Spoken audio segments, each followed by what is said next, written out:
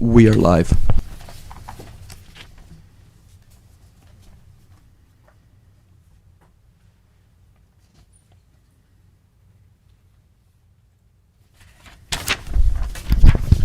We are live.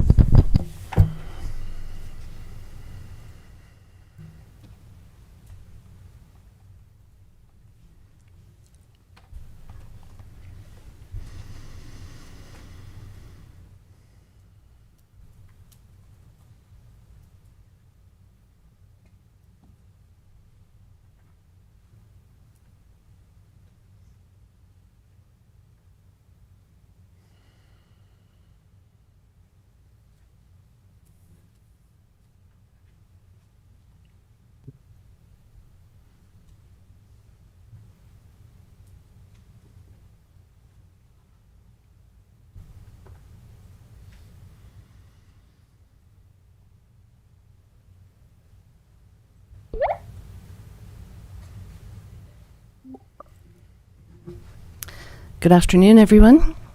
The June 27th, 2023 regular council meeting is called to order at 4 o'clock. Council would like to acknowledge the Ucluelet on whose traditional territories the District of Ucluelet operates. Audience members and public hearing participants are advised that this proceeding is being video recorded and broadcast on YouTube and Zoom, which may store data on foreign servers. We will be entering into a closed session for approximately 30 minutes to address two items prior to proceeding with the regular meeting.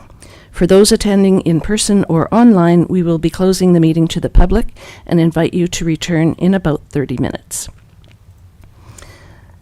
I am now going to make a motion that the meeting be closed to the public in order to address agenda items under Section 91L and A.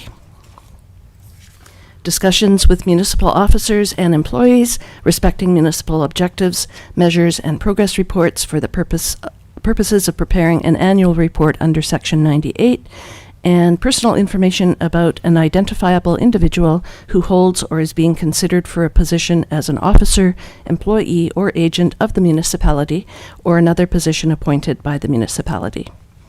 Could I have a seconder? I'll second that. Councillor Hoare, all in favor? And carried. The meeting is now closed to the public.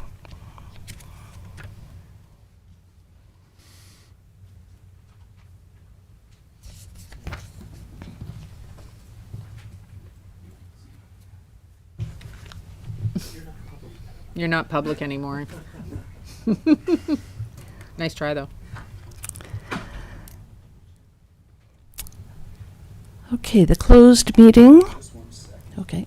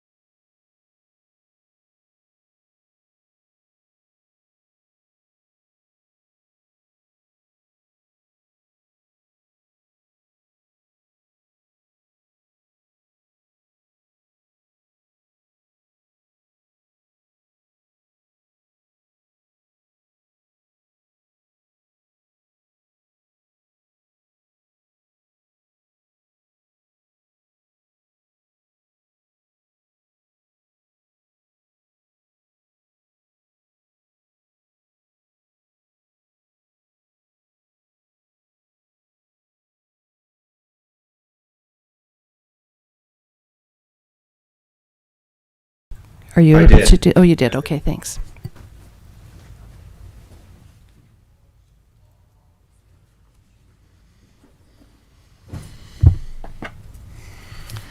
Welcome, everyone. The regular meeting will now resume at 4:34. We have a late agenda with late correspondence relating to items 8.5 and 10.3. Both of these items relate to the property known as Lot 16. There are several recommended amendments to the agenda. Staff have requested that item 8.10, the 2022 Statement of Financial Information Report, be removed from the agenda. This item will be returning before council at the July 18th regular council meeting. May I have a motion to delete item 8.10, 2022 Statement of Financial Information Report? So moved. Councillor Hoare, Second. Councillor Kennington. Any further discussion? All in favor? And that carries.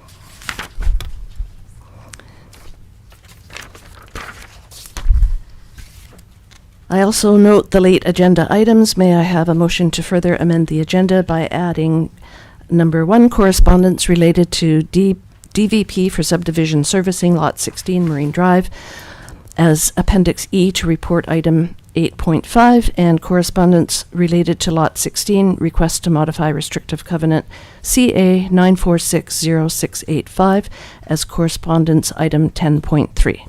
So moved. Councillor Kennington,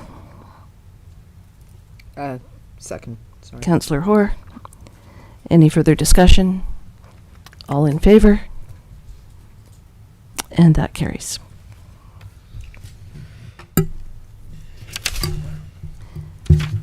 May I have a motion to approve the June 27th, 2023 agenda as amended? So moved. Councillor Hoare, Second. Councillor Kennington. All in favor? And that carries. We have one set of minutes for adoption today. The minutes for adoption are from the June 8th, 2023 regular council meeting. Are there any errors or omissions?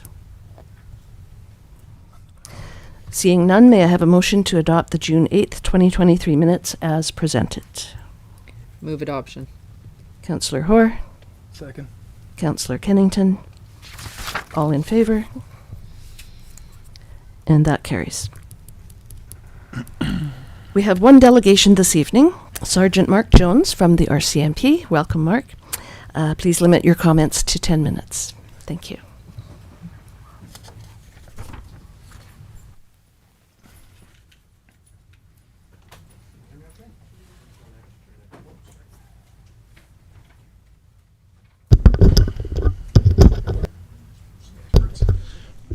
Okay, perfect.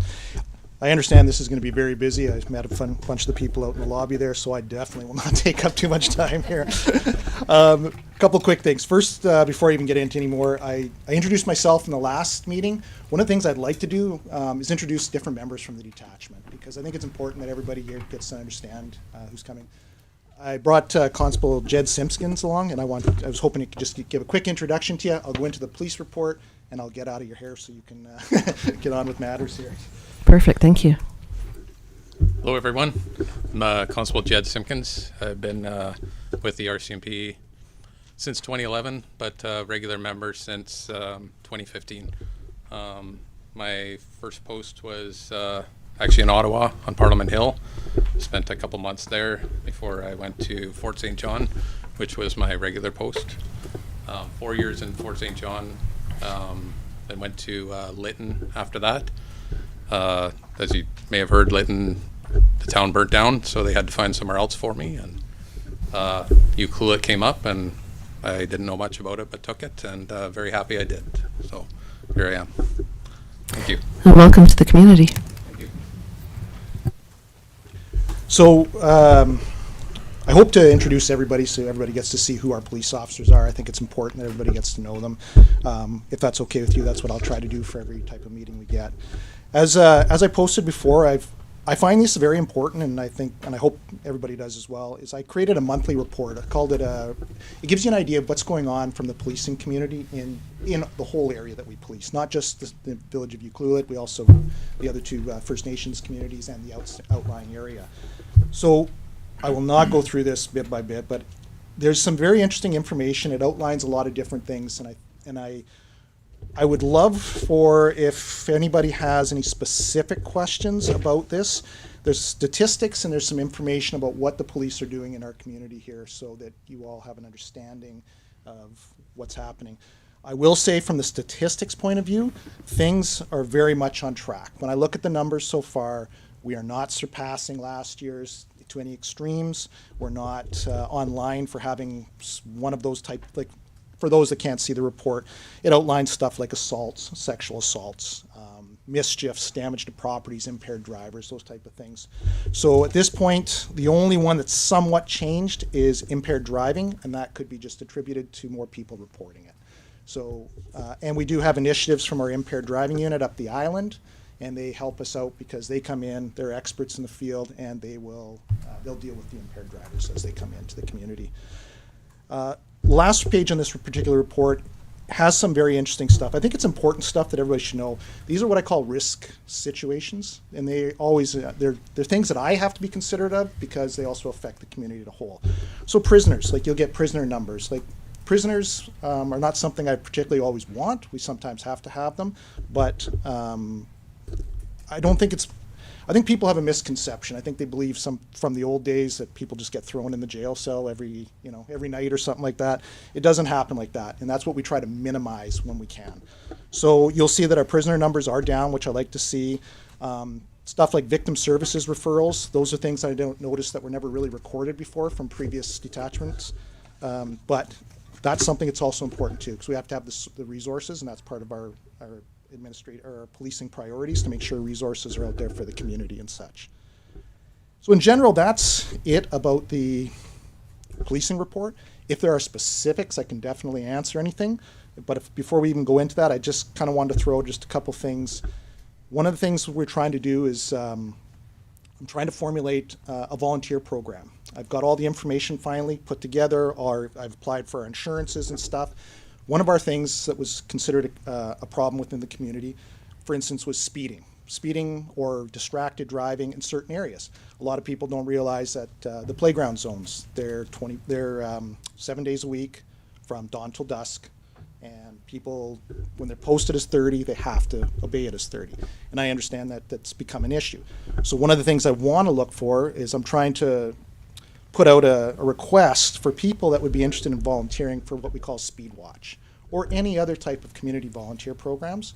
These type of things would help us out. First, we don't just go out and hammer with enforcement. We want to educate. We want to show people, try to change the behavior if we can before we have to get to enforcement. So I'm just asking out in the meeting, if anybody is interested in the community, please come see us. We do have application forms. We have background check things that will be done, but we would love to have some volunteers here to help us out with different programs. As well, guards. We do need guards, and they're paid positions. And if anybody's interested, I'm just throwing that out, please come to the detachment. We have a process and such in place, and we could always use the assistance of a guard when times come up. And aside from that, that's the policing in a nutshell. Is there any specific questions or anything I can? Guarding? You go through a training. You have to go through a background check. Then you go through a training process because there's certain things we have to meet. And that's when we have a prisoner in place. We need a guard that will be the back there for the prisoner, so that the police can't be there all the time. Yeah. Thank you. And just out of curiosity, how many cells do we have? We have 2 cells. And I noticed from your statistics that crime generally is down from last year. Yes, the numbers so far. A couple things you can always attribute, and take statistics with a grain of salt. They're only as good as the people that report them, and if they report them properly. So I don't know if they're reported properly. I know what standards I hold myself to and the detachment to for reporting. So that may cause a bit of a variation. As well, we got to look at the factors outside. Is that right now we have a road closure, so we don't have the call volume or the people volume that we normally would. So that's caused it to come down a bit. And so when tourism takes its full effect again here shortly, I'm sure you'll start to see some numbers start to pick up again. I attend the ACRD board meetings as well, and they have RCMP reports regularly, and same sort of trend that the crime seems to be dropping from previous years. I think people are maybe getting over COVID finally. Yeah. It's hard to predict, but it's just nice to see when the numbers are going down that we're not having to deal with the negative side of it. Absolutely. Any questions from council? Councillor Hoare? More a curiosity question. In that last table you have on, Yep. there aren't any, but what is the difference between a victim services regular referral and a proactive referral?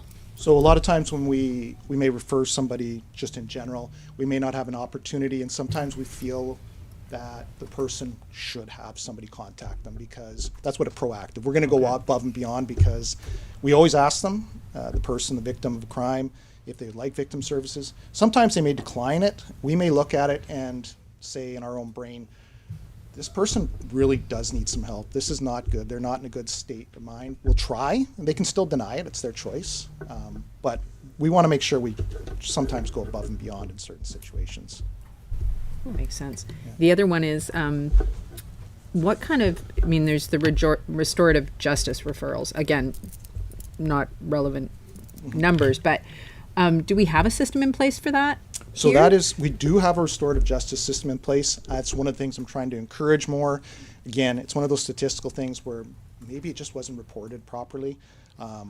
So when we have opportunities where somebody can be deferred out of the criminal justice system, maybe they're a youth, or maybe they're in a situation where we know that being in a criminal justice system isn't going to help them, but we can hold them more accountable in a personal setting where they have to atone for what they've done and show the people they're sorry and such. Sometimes those situations work a lot better, so we try to promote those situations. But that also goes hand in hand with the crime rate. Like, if we don't have a high crime rate, we may not have a high restorative justice rate, because they're just not out there. We have had one opportunity, I know for sure, but the victim of the crime chose to deal with it on their own instead of through a restorative justice program. So sort of their own version of restorative justice. Cool. I was just curious whether we had one, because I'm like, never heard about one, so thank you. Great. If there are no other questions, thank you, Sergeant Jones. Thank you very much, folks. Good luck with everything.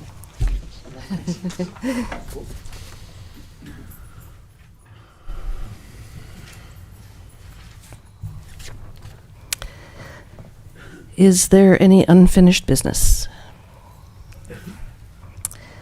Seeing none, there are 9 report items today, as report item 8.10 was deleted. The first report item is Environmental and Development Variance Permit 1567 Imperial Lane. This report will be presented by the Director of Community Planning. After the Director of Planning presents, the applicant and then members of the public will have an opportunity to speak. Mr. Gregg, sharing his screen.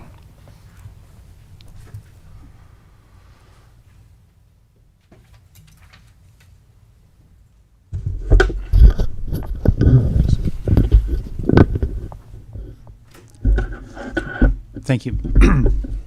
It's working. So this first report is as you said, an environmental development permit and a development variance permit for 1567 Imperial Lane, which is right opposite the bike shop for those who are, I think everyone's familiar with it, and shown on the screen. Next slide, please. The permit is for a proposed dock to be constructed in front of the existing residence. There's an existing residence, which is the blue rectangle in the air photo on the left, and garden space, I guess, in the back. And so their proposal is to construct a dock. And so in the regulations, there is an environmental development permit area in Ucluelet that is designated 30 meters above and below the natural boundary. That's the dashed line that goes sort of through the water and as well along the road in the graphic to the right there. So really constructing a dock is going to be within that intertidal zone, and so that is intended to look at is there anything within that area construction would trigger the development permit, which means review to see what are the potential environmental qualities there or ecosystem features and avoid impact to them. It's also, there's a zoning setback, and really constructing a dock, it's inevitable you run into the varying any setback to zero because the setbacks are from the shoreline, from the property line. So that's both two setbacks, one for the lot line and one for the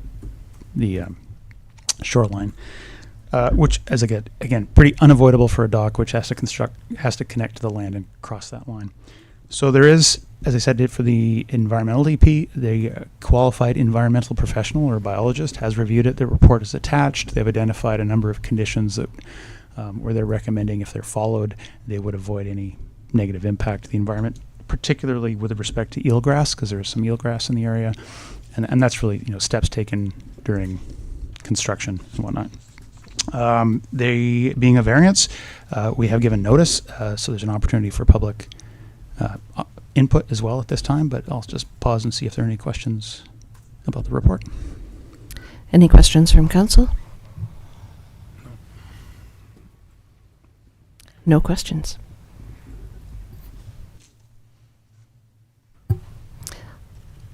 Okay, so this is the opportunity for the applicant to speak. Is the applicant interested in speaking? No? Okay.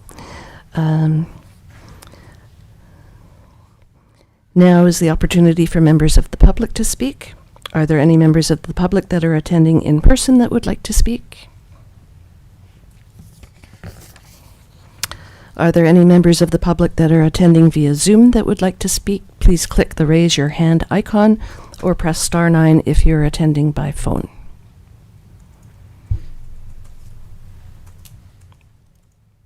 There are no members of the public with their hands raised at this point in time. Thank you. And have we received any unpublished correspondence on this matter to communityinput@ucluelet.ca?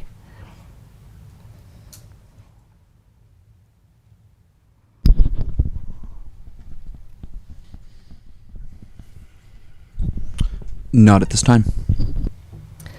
Okay, there is a staff recommendation. The recommended motions can be moved together. Would council like to make a motion? I'll make a motion.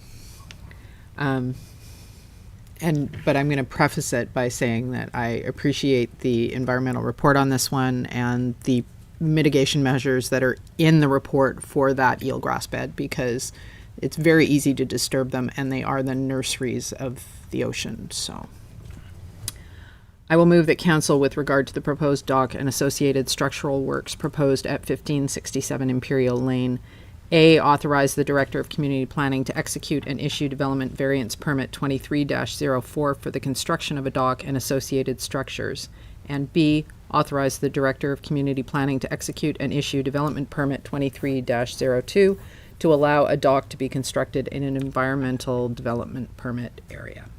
I'll second that. Thank you. Any further discussion? All in favor? And that carries. Thank you.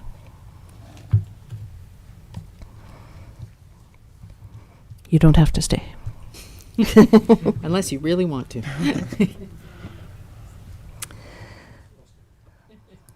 The next report item is 8.2, Environmental Development Permit, Development Variance Permit, 1656 Bay Street. This report will be presented by the Planning Assistant. After the Planning Assistant presents, the applicant and then members of the public have an opportunity to speak. Welcome, Ms. Whitney Brown.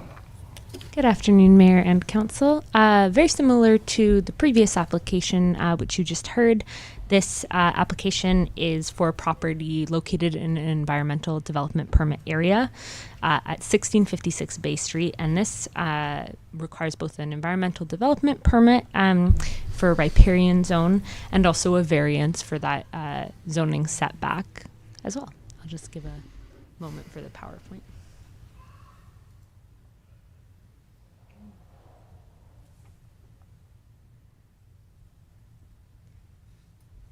So you can see the location there on the slide in front of you. Next slide, please. So as mentioned, it is within 30 meters of a stream or water course, which is one of our environmental development permit areas. So the applicant is seeking to build a significant addition to the existing single-family dwelling on site. They, as you can see in the photo there, they completed some other clearing, leveling, and compacting on the lot prior to applying for the development permit, an excavation permit, at which point staff noted that they're actually in an environmental DP area and would require an environmental DP and a variance in order to complete the construction. So at that time, the applicant obtained the services of a qualified environmental professional who wrote a site report and a number of recommendations which are attached in the agenda before you.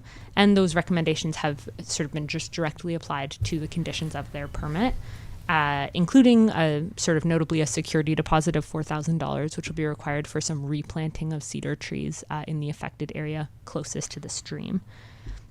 So the QEP report, as per the OCP guidelines, did confirm that the proposed project as currently projected is not expected to have any adverse effects to wildlife or wildlife habitat. Next slide, please.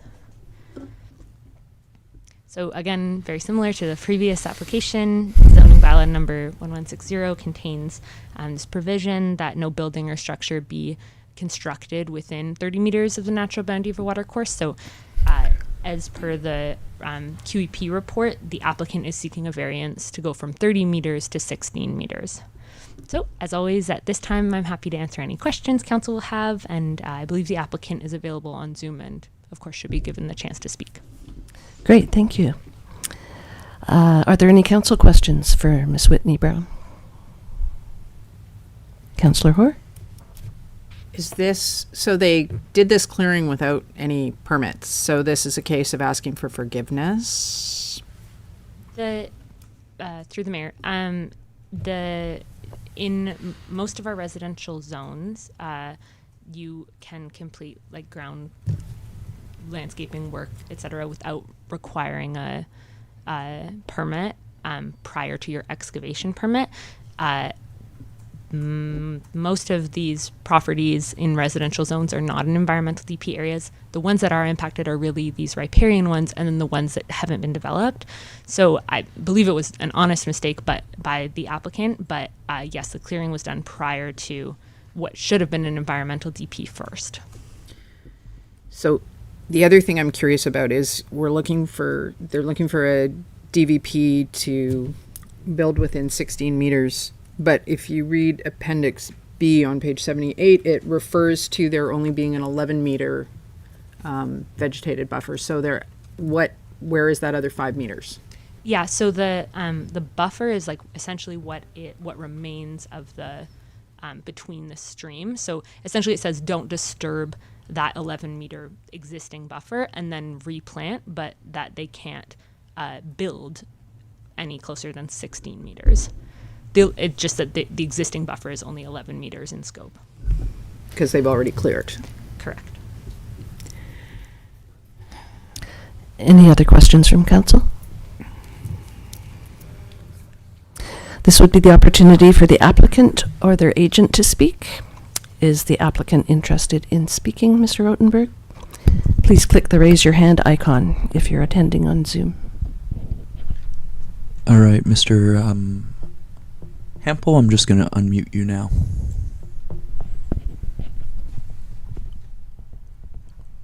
Hello, can everyone hear me all right? Yes, we can.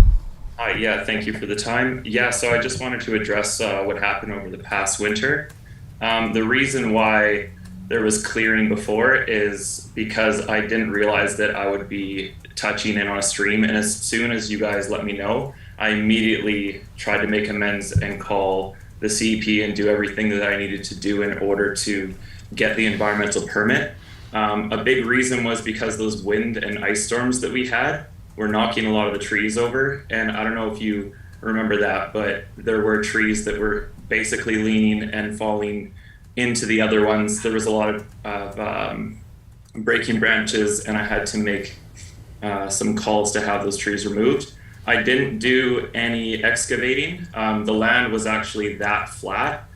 There was no compacting either. It was basically just clearing all the old trees that were falling. And once the trees were disturbed, the roots of the ones beside it were also disturbed. So I wanted to keep as many trees as possible. It's actually in my best interest to have like a beautiful natural creek beside my home. So that's where the CEP, I asked personally if what I could do to restore the trees that were removed. And he said that it wasn't any problem and that there's actually a very large 11-meter buffer that's undisturbed. And he said if you would just add more trees back and repair it, then you'll be fine. Great. But I am asking for your forgiveness. It was an honest mistake. Thank you. Thank you, Mr. Hampel. Does council have any questions for the applicant? Now is the opportunity for members of the public to speak. Are there any members of the public that are attending in person that would like to speak? Seeing none, are there any members of the public that are attending via Zoom that would like to speak? Please click the raise your hand icon or press *9 if you're attending by phone.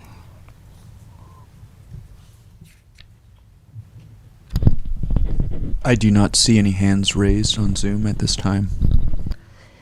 And have we received any unpublished correspondence on this matter to communityinput@ucluelet.ca? None on this matter. All right. There is a staff recommendation, and these motions should be moved separately. Would council like to make a motion? I will move that council authorize the Director of Community Planning to execute and issue development variance permit DVP 23-10 to allow the construction of an addition to a single-family dwelling 16 meters from the natural boundary of a watercourse. Do I have a seconder? I'll second it. Any further discussion? All in favor? Any opposed? And, okay, let's do that again. There's a bit of a lag on Zoom. All in favor? And any opposed? That's a tie. I think that means it carries. It's Mr. up to- Rotenberg? I believe it's up to the mayor. Mr. Rotenberg, do you have... I'm just going to check the community charter.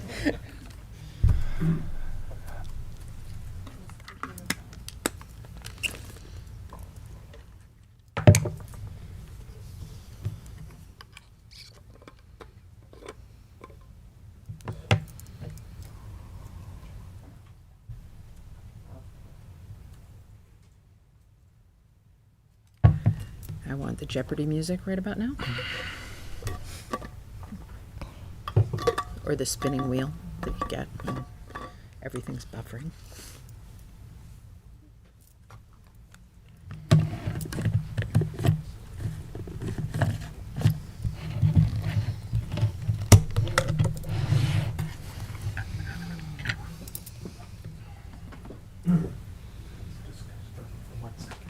Take your time, Joe. Okay. Under Nice try.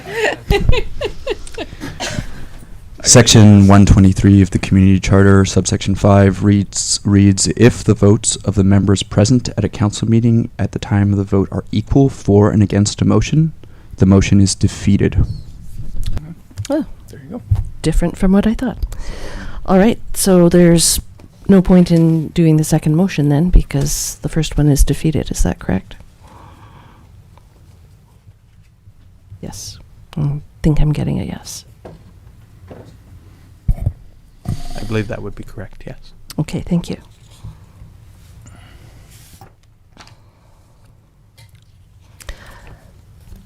Okay, 8.3. The next report is a development variance permit for 1333 Pine Road.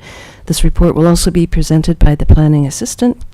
And after she presents, the applicant and then members of the public will have an opportunity to speak. Ms. Whitney Brown. Thank you, Mayor and Council. Just give a moment for the PowerPoint here. So as mentioned, this application is for a development variance permit at the property at 1333 Pine Road, which you can see on the map in front of you. Next slide, please.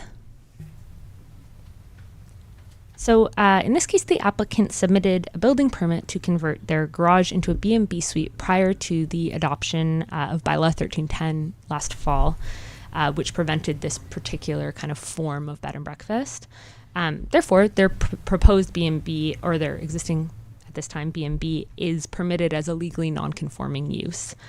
However, the parking requirements associated with the use also changed with the bylaw adoption, but because the applicant had not specifically shown parking on their plans, the legal nonconformity or status does not extend to those parking requirements. So the applicant has to now meet current requirements, which include reduced allowances for driveway widths to prevent a significant amount of parking along the frontages of residential streets and improve safety. So at the time of a brief history, I guess, at the time of the owner's building permit application, the bylaw update actually didn't include the changes to the parking requirements, which limited the driveway width to 7 meters. And those changes were introduced when the bylaw was amended in August of that year and returned to council. So as the submission and review occurred prior to this time, the applicant did not initially show the show the width required to accommodate their parking. And staff at that time did not require them to do so at zoning check, as it was instead just noted that they would have to provide it in order to get a business license, 3 spots in total. So the applicants currently do have occupancy on the unit and are ready to apply for their business license, but they need to receive a variance to allow the parking in order to move forward. So what they're seeking to vary is the width of the driveway, to allow a width of 7.5 meters, whereas the bylaw allows a maximum of 7 meters. And this will allow the applicant to situate 3 parking spots in a row on the frontage there. And it would not really be possible to add additional parking on this site according to the bylaw, as it is a fairly small site. So in general, staff would not recommend variances for parking to allow B&B operations where the applicant cannot comply with the bylaw requirements, as this is a key mechanism of ensuring that that B&B operators have all of the requirements on site to support their use. However, in this case, the applicant was caught in the midst of a bylaw update, and given that the suite is built, has received occupancy, and the variance is minimal with 0.5 meters of additional driveway width allowed, staff have drafted a recommended motion to allow the variance, which is before you. The applicant has also included a detailed letter of intent, including their preferred outcome. So at this time, happy to answer any questions, and I believe the applicant is available on Zoom as well. Okay, thank you very much. Any questions for Ms. Whitney Brown? I can't see Councillor Mafty anymore, so hard to... Can you tell if he's... up there with postage stamp. is No, he- I'm here. Okay, great. Any questions for Ms. Whitney Brown? Not at this time, not for me. Okay. This is the opportunity for the applicant to speak. Please click the raise your hand icon if you're attending on Zoom, or *9 if you're attending by phone.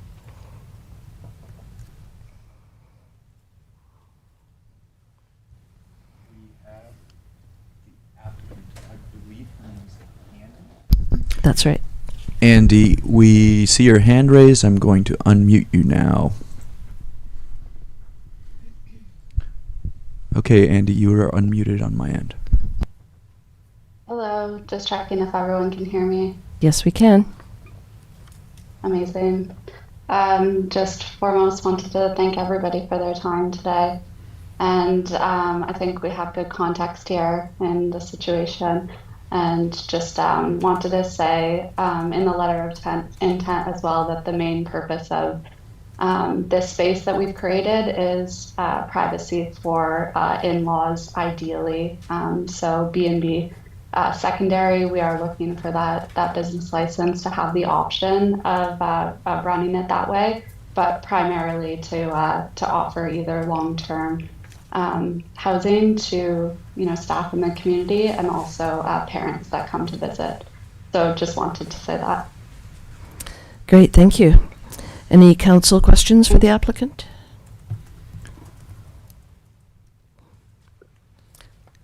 No, no questions from us. Okay.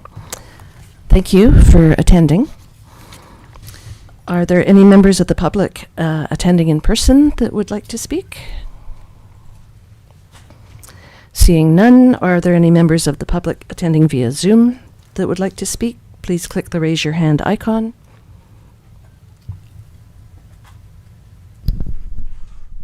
We do not have any members of the public other than Andy who have their hand raised at this time.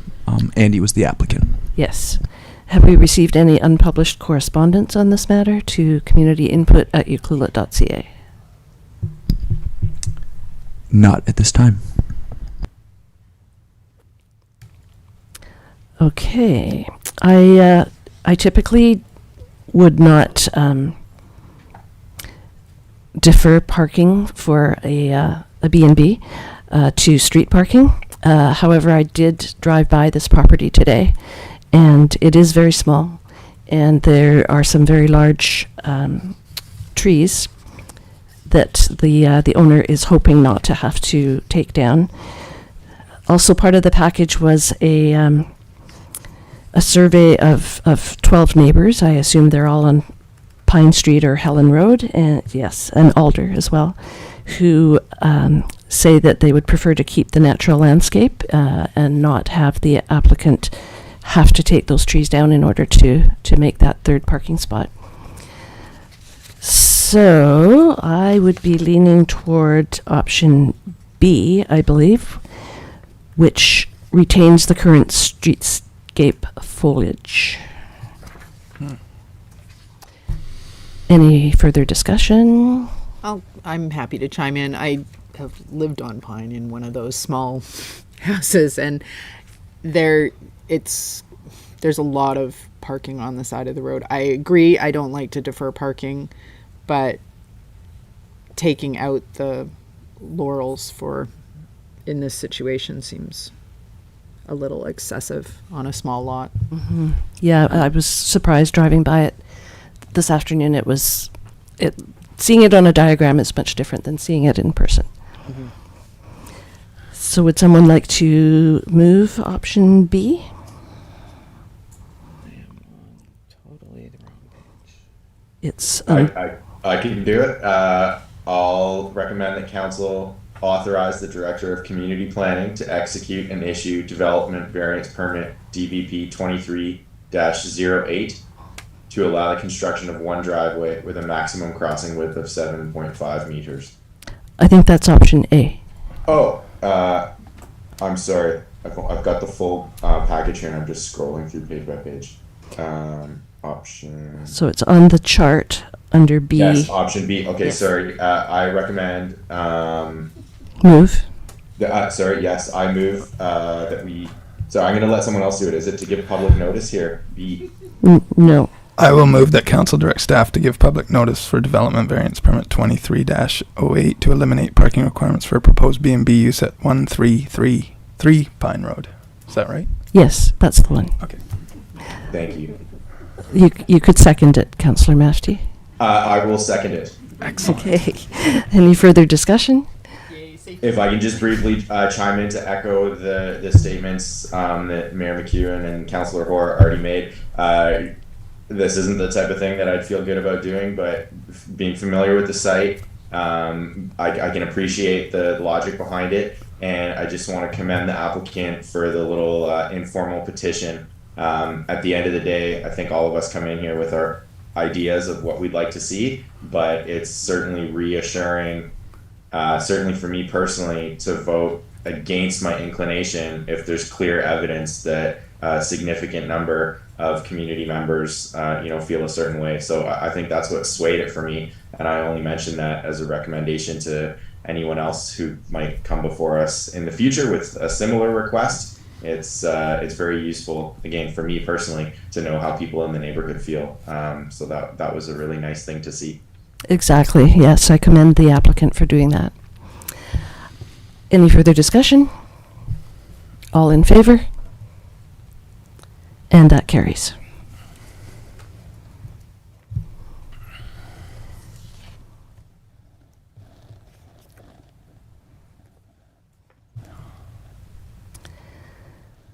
Okay, we are 8.4.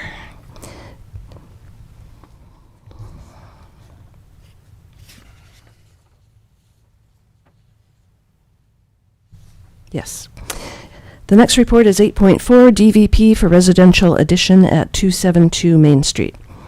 This report will be presented by the Director of Community Planning, and after he presents, the applicant and then members of the public will have an opportunity to speak. Mr. Gregg, welcome. Thank you. And through the mayor. So this is both a development variance permit and a development permit, which is the form and character development permit. The site is familiar to, I think, many people in the room. It's right on the corner of Main Street and Helen, and has the Gypsy Drifter located in the lower level, and it's sort of a mixed-use building. This came before council on June 8th, and council directed staff to give notice for the variance portion of it, and so we have completed that. The variances, I'll just briefly overview what the application is and cover off the DP as well, because we didn't really get into those details, and that potentially council, is really what's in front of you is potentially issuing both permits today. The variances are, one is for allowing a residential use on the ground floor of a mixed-use building. The way our zoning bylaw describes or defines mixed use, I think it was written to imagine your sort of ground floor storefront business, commercial uses on the ground floor, and any residential use being above within a mixed-use building. And the proposal, maybe next slide, please, is to add to the rear of the property, to add an addition. It's sort of the hatched area towards the rear where Main Street is on the left.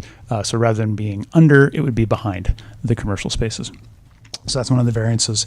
The second is that, as people will be aware, that this is a sloped site. It's a relatively small site that's already partially developed, and the variance is to request to allow the additional parking space that would be required for the new residential addition to be paid for as cash in lieu, where the bylaw allows that businesses or properties and developments within the Village Square area can pay for up to 50% of their parking requirement for development by cash in lieu. This would be 100% of one space is what's being proposed. And then the third is what we would describe as a minor setback variance for the rear corner to reduce the setback. There's a 1.5 meter setback along that sort of vegetated slope that is above Helen Road, and the corner of the deck would encroach within that setback to a 0.22 meters. So those are the three components of the development variance permit. Next slide, please. And this is just the aerial of the site. So the addition would be towards the rear. I'll talk just a little bit about the development permit and the form and character. Next slide, please.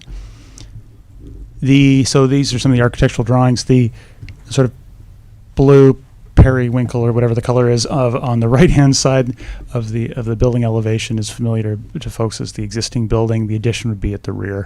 It is a taller two-story building and on a sloping site, and it would be one residence within that area, and the lower level is sort of storage and bicycle parking and whatnot.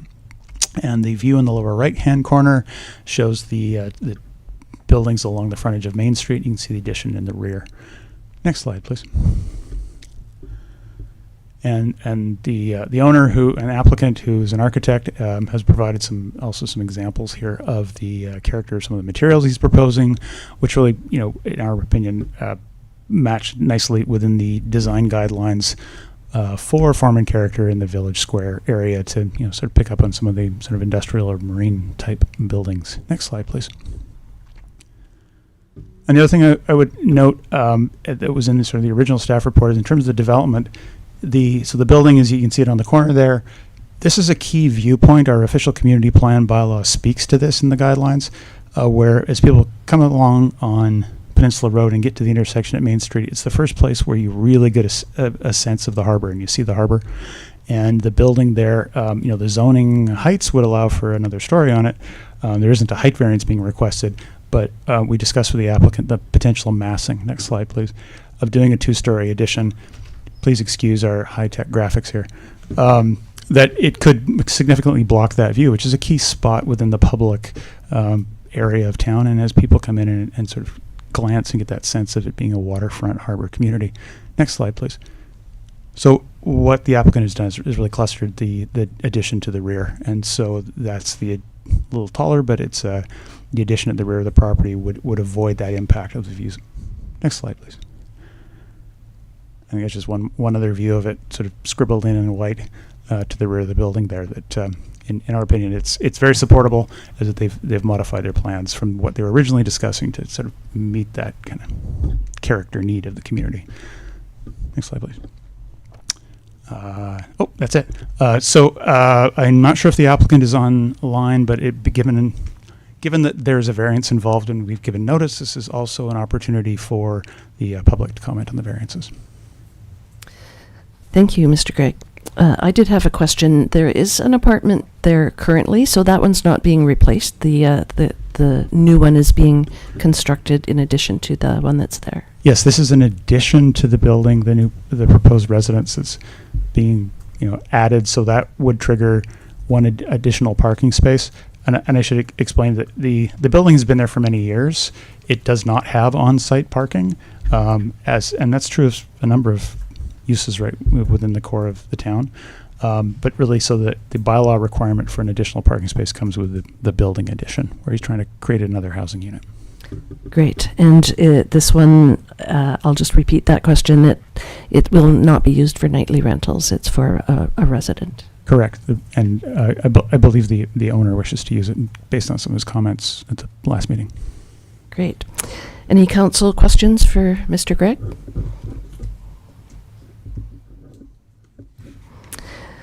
This is the opportunity for the applicant to speak. If the applicant is interested in speaking, it's Mr. Picciano. Is he attending on Zoom? Please raise your hand, applicant, if you would like to speak. I do not see the applicant in our list of attendees here, and I do not see any raised hands at this point in time.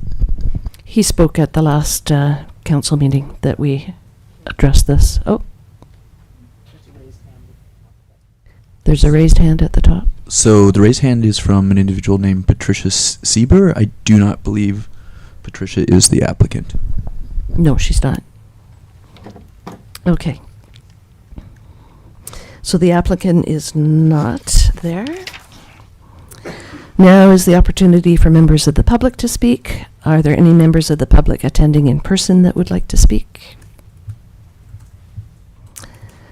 Are there any members of the public attending by Zoom that would like to speak? I'm assuming that's Patricia. Those attending by Zoom, if you would like to speak about this particular matter, please click the raise your hand icon or *9.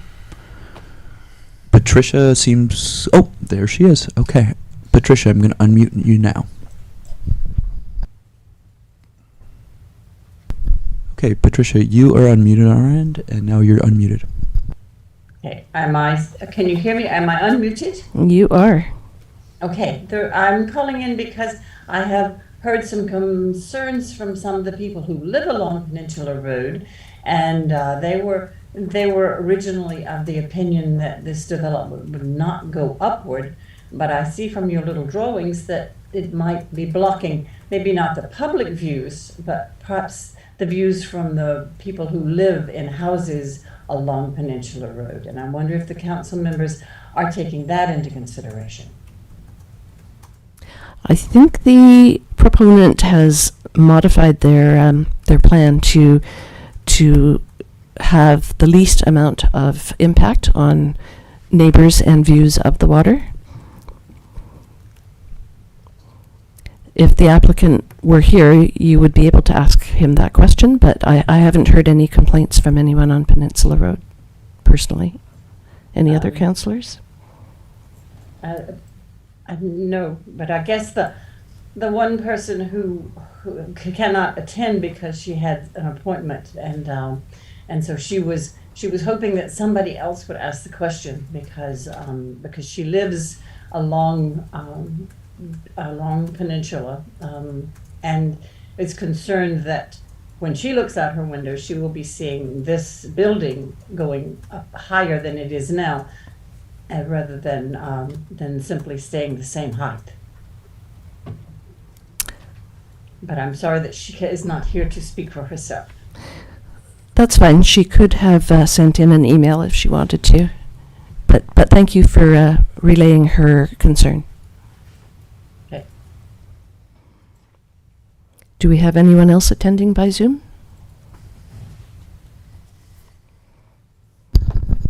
We do not have any hands raised on Zoom at this time. And have we received any unpublished correspondence to communityinput@ucluelet.ca?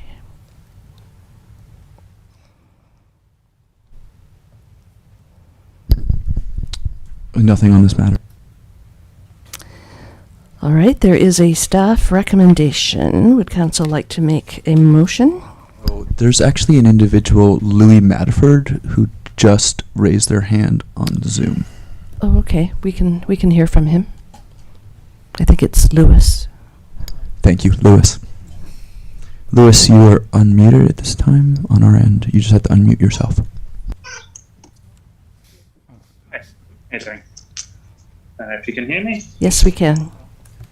Yeah, I was just really just mentioning because, you know, I am part of that residential area that is sort of looking exactly at that. It is definitely a little higher than I had anticipated, and it seems the height complaints and potential parking issues haven't been somewhat addressed. At 3 stories seems a little excessive, you know.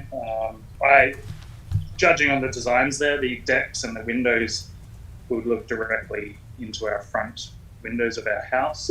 And then I know obviously our neighbour straight across from us, their view will be greatly impacted by it being 3 stories versus 2 stories. She, again, I think is on another meeting there, so she can't voice her opinion right now, unfortunately. And I think just missed. Would Mr. Gregg like to address the fact that the height is going to impact the neighbors? Through the mayor, two things I would mention is that the design guidelines around the form and character are really focusing on what are the public views from public spaces. Private views really are not protected. Obviously, it's a neighborly thing to take those into consideration. And the other I would notice is the variance is not for the height. That what's being proposed is to build within the existing allowable maximum height under the existing zoning. Did you hear that, Lewis? The variance is not for the height. It looks like Lewis has lost connection. He's no longer online. Okay. I can stop by and let him know. Small town thing. Would council like to make a motion? I'm just going to make a comment first. Just thinking about the slope of the land in that area too is, and knowing that this is not a height variance that we're looking at, it's the parking and the closeness to that back corner of the lot. I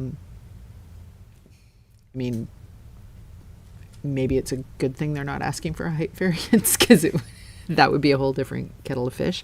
But I think it might be a little bit less of an impact than they think just because of that steep slope, but hard to say from scribbled diagrams. But I love the scribbled diagrams, don't get me wrong. It's definitely an improvement from his first proposal, which was last year. So Lewis is back online. Oh. Lewis, we asked Mr. Gregg about the height, and this variance is not for the height. They are building within the height envelope.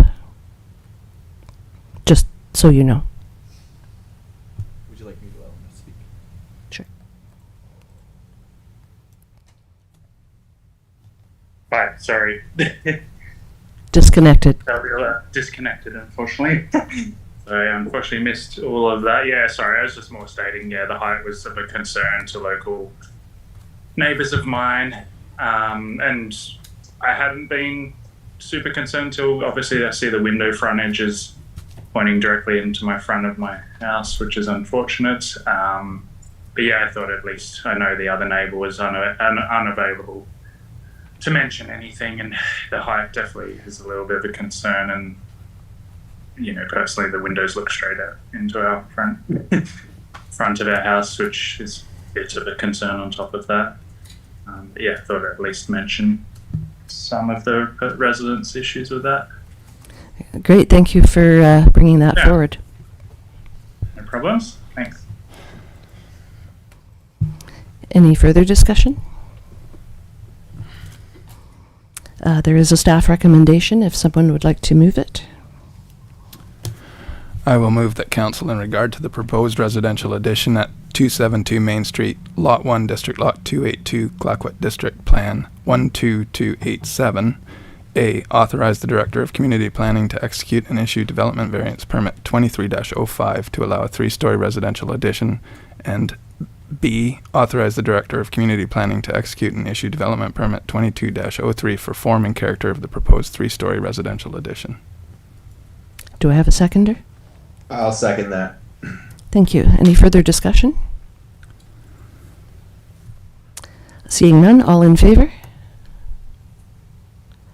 None opposed, and that carries. Thank you. Okay. Are we good without a recess? Can we get a bio break? We can have a 5-minute bio break. Let's do that at 5:30. Do we need to move it? Okay. I will move that we take a 5-minute recess. I'll second that.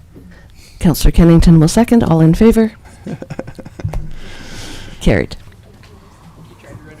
Yeah, I know. I did. I thought Joey was going to run.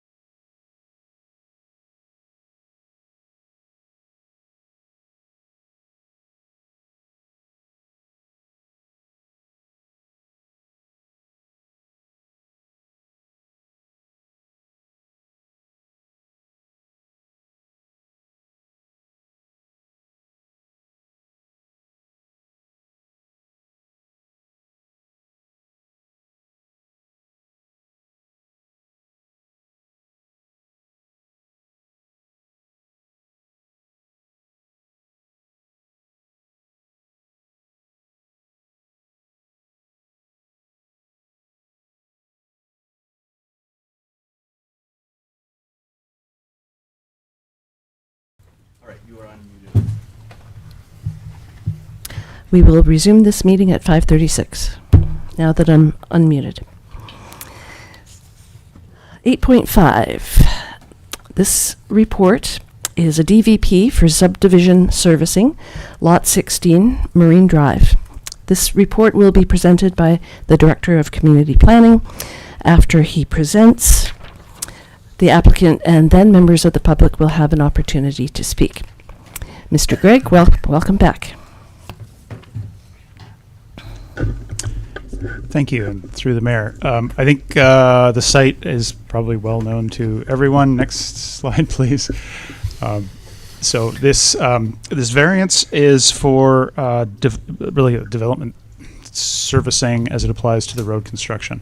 And so this is a slide. This slide shows an image from the original rezoning application. And at the time that it was really being proposed as this, change of the zoning to allow a mixed housing development, including some small lots within the internal part of it, or smaller lots for single-family homes. On what had been proposed from the outset was to do a more compact road, and it was sort of understood and acknowledged at the time that at a later date, with more details, they would be applying to vary our standards to allow that narrower road width. Next slide, please. So, and I should just note that our subdivision servicing standards bylaw dates back to 1989. It is long in the tooth. The standards that are shown in there are pretty suburban, urban type old engineering standards, which staff would not recommend really fit Euclid. And most of the subdivisions that have happened in the last 20 years have not followed that standard. They've been variations on it. So what you would see on newer, like the Ocean West, say Rainforest Drive, or some of those other, or Marine Drive, the boulevards and streets and sidewalks do not match the Euclid bylaw standards. So this was expected that a variance would be requested as part of this development.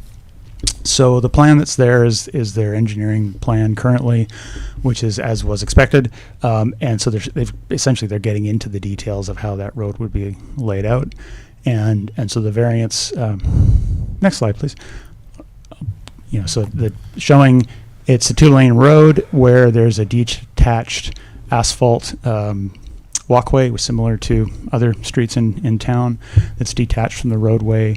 On one side of the road and with a swale for drainage and or in some places it's covered for parking. There are a total of 11 parking spaces that are shown on the street, so public shared visitor or guest parking. But this is similar to what we see on other streets in Euclid, but is not our standard. Next slide, please. And this in the engineering plans, and this is all in the council package. It's kind of small in the upper right corner. It's a cross section of the road. So they're proposing a 14-meter road right-of-way width. That's not the paved surface. That's the public land from between facing property lines. Our standard is between 15 and 20 meters. So this would be a more of a compact road, and a 6.5-meter paved 2-lane road with, as I said, a detached sort of drainage swale and then sidewalk in the form of an asphalt pathway rather than a concrete curb gutter sidewalk type arrangement. Next slide, please. And so the variances are really to vary the schedules within our development servicing standards, primarily to allow the road width, which is being proposed, and to vary some of the standard detail drawings which lay out how things were to be constructed as envisioned in 1989.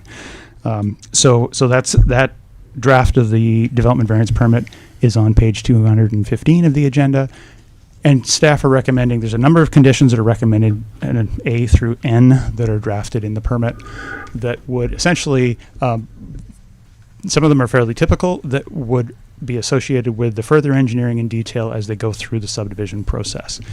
And there's been some discussion. One of them is and the reason the slide here is showing the apartment site, which is on Matterson and Marine, just outside the window here. One of the conditions is that we're recommending that they extend the sidewalk where the plan shows that detached 5-foot asphalt sidewalk going sort of wrapping around the new road along Marine Drive to the corner, and then up to where the entrance would be on the apartment building. We're suggesting that it be extended to the corner of Victoria so that the sidewalk would extend the full length of the block, if you will. So if they're, kids headed towards school or something headed towards the co-op would have a pathway at least to get to the corner where it's a safe place to cross. Next slide, please. It zooms in a little bit. We're recommending had suggested a 2.5 meter multi-use path. That's something, the OCP earmarks Matterson for eventually having a multi-use path, a little wider pathway going up, given that it's sort of a main, I think it's referred to as the coast-to-coast connection in the Parks Master Plan originally, between the Village Center and Big Beach. So that was the recommendation. This I'm highlighting because the applicants have sort of wrestled with that, and what they're proposing is instead this, which would be essentially extending the 1.5 meter, the 5-foot sidewalk to the corner of Victoria, rather than the 2.5 meter. There is a rock outcropping, which was making it maybe a little bit of a challenge to be doing a wider pathway. So I just wanted to highlight that for council. Beyond that, as council's aware, it is a development variance permit, so notice has been given, so there should be an opportunity for public input, and the applicants are here and can speak to this as well. But first, I'll just see if there's any questions on the report. Thank you, Mr. Gregg. And just to clarify, these 14 conditions, these are not the applicant's wish list. These are recommendations from our engineers, correct? This is recommended by staff.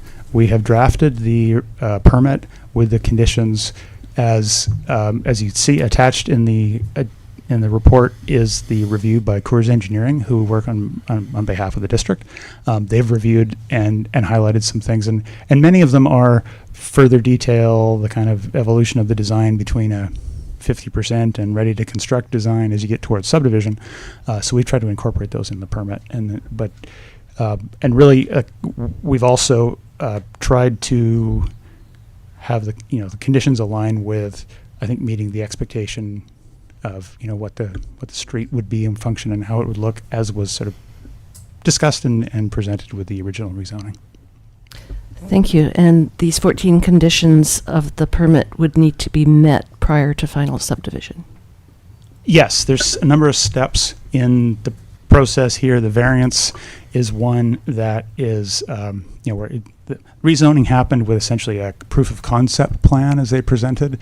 It wasn't, construction drawings and all the detail, because they wanted to see whether they would get the zoning approved first, and acknowledge that, there's more detail to follow. So the variance is required prior to the initial review of the subdivision.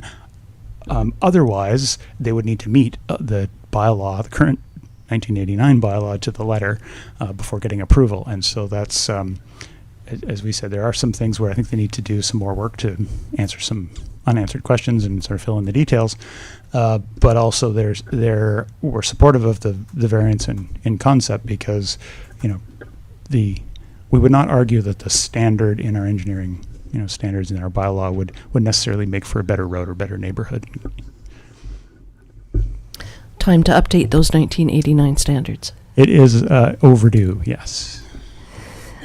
Thank you. And does council have any questions for Mr. Gregg?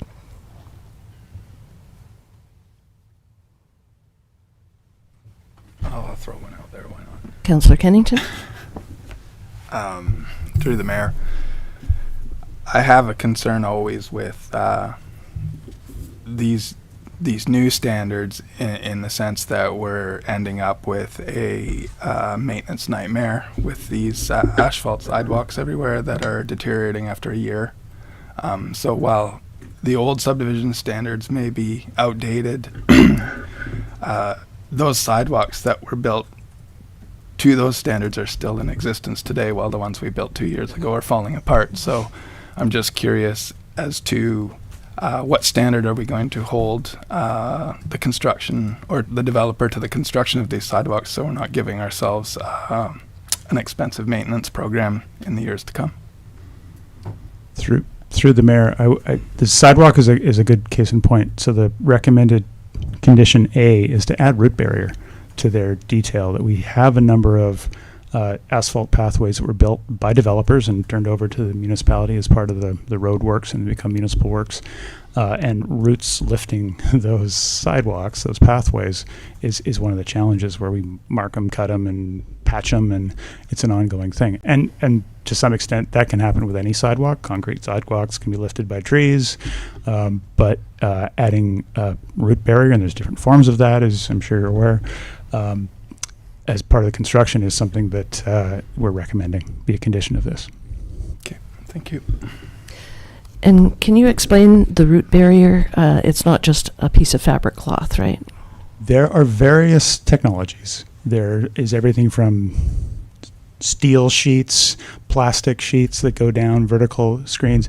It can be done with cloth. There's also cloth that's impregnated with different substances that repel roots, or even I've seen one where it was within the weave of the geotechnical fabric, or I believe it was copper threads that were in there, because they also repel the roots. So this isn't saying, here's the answer, here's our new standard. It's develop it, and but that's something that if we're doing more asphalt pathways, there's some advantages to the material of asphalt, but dealing with the root heaving is absolutely critical for our maintenance, long-term maintenance.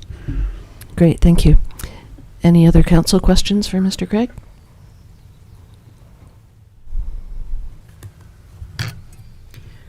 Just a quick one. Councillor Hoare? Do we know with the narrower standards, and so for those of you in the room, I've been concerned about the 6.5 meter roadway, and I have been having conversations with my boyfriend, who drives a large gravel truck, and taking that number and where you can drive and whether you can turn around and whether vehicles can pass you. And on a 6.5 meter roadway, he can be passed by a vehicle coming towards him, so it can be two-way. But anything smaller than that, you can't. So, I mean, as we know, Victoria Road is a 6 meter roadway. That's too narrow. Anything less than that, laneways, 5 meters, same thing. Somebody has to back up. There's no passing. So 6.5 meters can be done. But what I don't know is the things like whether the garbage truck handles the same way as a gravel truck or a fire truck, and can they make some of those turns and access those things, because I don't drive truck. I drive a tiny little e-car. So I don't have that sense of their ability to access on the 6.5 meter roadways. Through the mayor, I'll offer two aspects to that answer, and one is that there may be somebody in the room who would have some personal experience who could weigh in on garbage truck movements in certain roads in town. The other is that on page 224 of the agenda is a table that Coors Engineering, when they did the review for us, they did a comparison of some other roads in town. And so in that table, they show the pavement surface. So, for example, Lorne White Place and Cedar Grove Place are both the same. They're 6.5 meters. So this would be building a road like those. And so it has some comparison. Rainforest has a little more traffic. It's a little wider at 7.2. The narrowest being Odyssey Lane. That's a private road. And so that's as narrow as that's 5 meters. Now there are shoulders. 6 meters is the minimum emergency vehicle access width, because, so that would be the paved surface, but with shoulders. With 5 meters, 2 vehicles can pass. But in an emergency, if the fire truck is coming, someone's taking the shoulder to let them through. Any other questions for Mr. Craig from council? Just a comment through the mayor. I used to live on Cedar Grove Place, and that was a comfortable road to drive on, and there were no issues. That's just an observation. When you throw that out there, it gives some context to the width of the road. I don't see a problem with that. Yeah, the decrease to 14 is actually coming off not the paved width, but the extra bit, as it were, where the bioswale or whatever will be, or the pathway, I believe. Just to clarify through the mayor, the what we refer to sometimes as the road right of way is the legal term is highway, but that's a confusing one. That's the land that's owned by the municipality, owned by all of us, by the public, between the private lot lines. So standard used to be 20 meters or 66 feet, because that was a surveyor's chain back in the day, which is why there's only 66-foot road right-of-ways. It was easy. So our standard allows for sort of 15 meters to 20 meters, depending on whether it's a major road or more minor road. And again, 1989, we don't have a map clearly defining what's major or minor, but so this is really the narrowest sort of standard would be 15 meters for that area that includes the sidewalks, the boulevards, ditches, underground and overhead utilities, all the rest of it. Thank you. Seeing no other questions, this is the opportunity for the applicant to speak. Would the applicant be interested in speaking?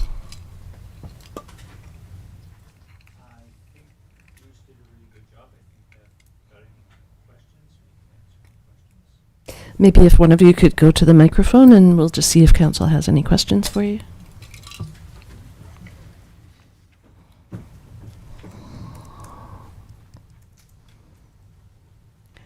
And just your name and address, please. Rod Milner, 3311 Westview Acres, Nanaimo.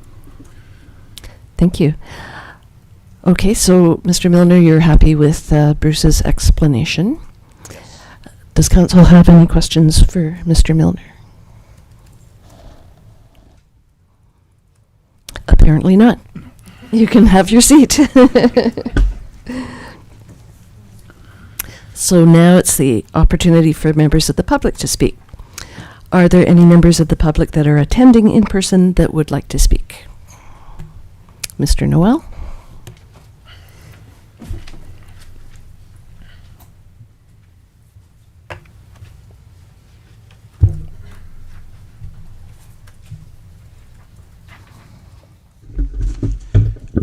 Thank you.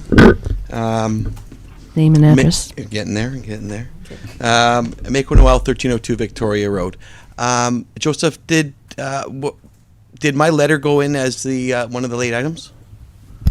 Yes. Okay, perfect. I think what's missing the mark here, there's no one in this room that's probably debating the side of the sidewalks and the work and the road. I don't think it really cares less about that. This is called Lot 16 Marine Drive, but it's appearing to be Lot 16 Victoria Road. And I think what's getting lost when I sat on the table there was this entrance towards Lot 16. There was concept, which was discussed here tonight when we did the rezoning. There was based on a concept. I see the concept has been forwarded to be presented to be actual. Because what's very disappointing is this project is desperately needed.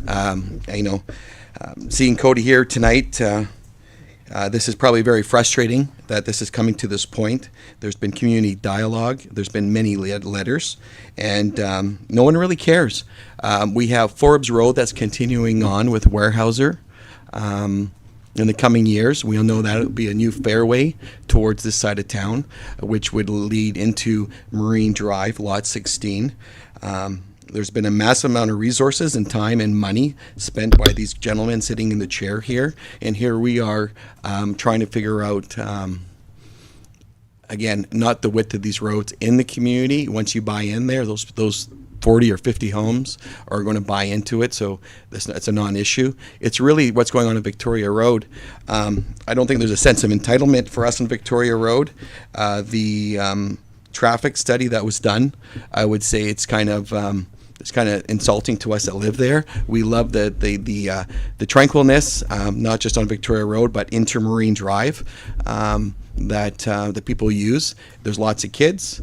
That won't change. It will be added when you see this development come on by these two guys, which will add more kids walking down a busy thoroughway on Victoria Road. So I just really want to make sure that we hear that the community, that you two gentlemen here, nobody in this room is disputing what you guys have done. You guys are doing a great project here.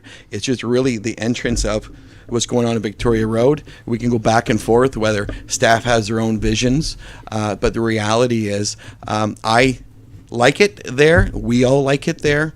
And seeing that cutting in front of Mike and Gord's house is a reasonable solution to add, whether it's 50 or 60 cars. No one's going to go from Co-op to their townhouse, or even you lived on the south end of Lot 16 Marine Drive. You're not going to go down Marine, on Matterson. You're going to go off Victoria. And I think that there was another phrase here used tonight. Staff wants to find what fits for Ucluelet. We're telling you here clearly, we know what fits for Ucluelet. I just hope that you guys can find some middle ground, because more delays in this program, it's devastating for our community, and I can only imagine what it's like if these guys are carrying the financial burden. So I'm just truly disappointed to see the concept be presented to the community in this fashion. So I think that's all I have to say. Thank you for your comments. Anyone else in the room that would like to speak? I believe that I've submitted something, so will you read it or shall I? It was for the last May meeting. Oh, so if it was the letter that was submitted March. in March, yeah, so it was part of the agenda package. You're obviously welcome to take the mic and... Actually, if that's okay. Could I borrow yours?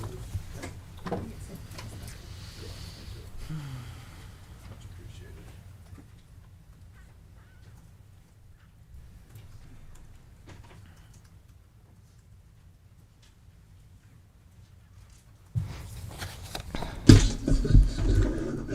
And just your name and address, please. My name is Michael Grandbois. I live at 1328 Victoria Road. Thank you, Mayor and Council. My wife and I are the owners and residents of 1328 Victoria Road, and I'm here today because we are very much opposed to the proposed access off of Victoria. As Mako very eloquently explained, the sidewalks, this isn't the matter that we're talking about. This is the access issue that everyone's here for. Councillor Mafty, you mentioned solidarity. You're seeing it right here. There's no one in this room other than the developers who are here in favor of this project, and if so, I'd love for them to come to the mic and actually speak their piece. I've been at every single meeting. I have either been in person or submitted, and I've heard 2 positive comments on the proposed development this whole time, and I think we just need to get a grip here and actually figure out how to move this forward. If we're going to do this, let's do this in a positive way. I'm here and I'm frustrated because the access on Victoria Road that will serve Lot 16, or the proposed road for this subdevelopment, will add an enormous volume of traffic and noise disturbance to our small residential street, as Mako mentioned. We're disturbed that Victoria Road access is still being considered after all this time. You've heard all of the community's feedback, this council and last. Concerns since 2018, when neighbors first commented on the proposal. Victoria Road is a quiet residential street where almost half of all residents have children that are school-aged and walking, biking, scootering every single day. I find it especially concerning that the traffic review conducted by Watt Consulting and Associates appears to have been a simple desktop review and Google Earth analysis. I submitted my problems and my issues with the traffic review to council, and I actually did hear back from Councillor Mafty expressing that in fact there were very serious and glaring obvious problems with this traffic review. Does this suffice to satisfy the district? A 5-page traffic memo. It was a memo done in January, okay? The fact that the report indicates that no existing traffic volumes were available for the study, okay? Not one. The only traffic information that they had was for the junction, okay? And they're making assumptions based on this highway traffic counter. This doesn't put any of these families' minds at ease. The idea that this massive subdevelopment would only generate a total of 81 trips at peak hour appears to be just a best guess. The fact that 66% of said trips would be on Victoria Road should be very concerning for all of these residents. This means that 54 additional vehicle trips at peak hour would be coming down our road, okay? That's mixing with the dog walkers, the cyclists, the pedestrians alike. Again, a road full of children and pedestrians. A road where most residents park along the roadway, further narrowing the lane. This is absurd. Since the very beginning, residents have expressed concerns about this proposed road access, and it's not been addressed in any way. We would invite members of council to spend some time studying the actual summertime traffic use on Victoria Road before giving this access any further consideration. Come watch 2 full-size pickup trucks share the road with a few kids on bikes and tell me if you feel comfortable about this decision. I've said this before, and we're quite serious, I think. Perhaps the infill single-family residential R6 zone should be serviced by the road access on Marine Drive as originally suggested by the developer in 2018. Nobody can deny that Marine Drive is much better suited to handle the actual traffic volume and disturbance caused by this development. Compared to Victoria Road, Marine is a sweeping boulevard with a separated multi-use trail several meters from the roadside. Has any consideration been given to extending the road that currently services the Ridge for access to the R6 zone and future Lot B townhouses? Victoria Road is not suitable as an access, and that is what most folks are here to debate and to discuss. And we hope that council would agree that effort needs to be made to find a reasonable solution. My wife and I appreciate your time and consideration in addressing these concerns identified by local residents here today, and ask the council seriously consider the impacts of the proposed development of Lot 16 on adjacent property owners and residents. This is a major development with the potential to increase the population of Ucluelet by several hundred people and their several hundred cars. The character of the surrounding neighborhood is at risk, as is the health and safety of residents, if these issues are not properly addressed. Thank you. Thank you for your comments. Is anyone else attending in person that would like to speak?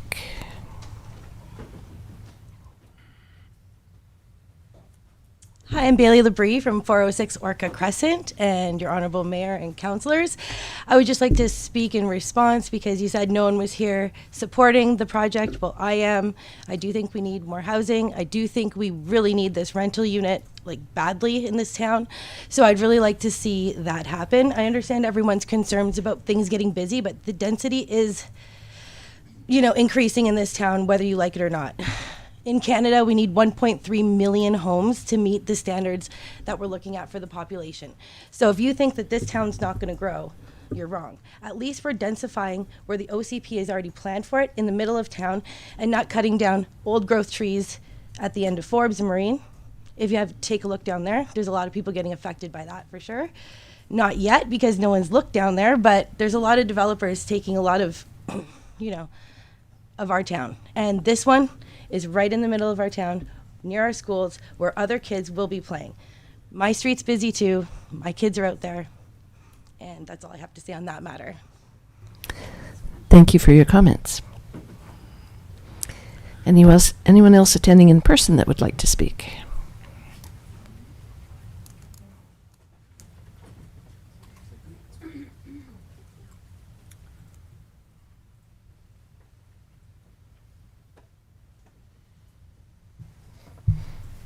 Mayor and Council.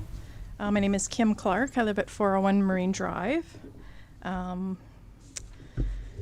just have a couple of questions before I speak to my thoughts, but I'm a little confused with the different submissions for placement of the road. Could we have a little clarification on where specifically you're asking for the placement? Because the concept drawing versus the second submission at the end of the package shows a different drawing, so can we speak to that? Maybe Mr. Falker could Gregg? speak to that? Or Mr. Gregg, anyone? Sure.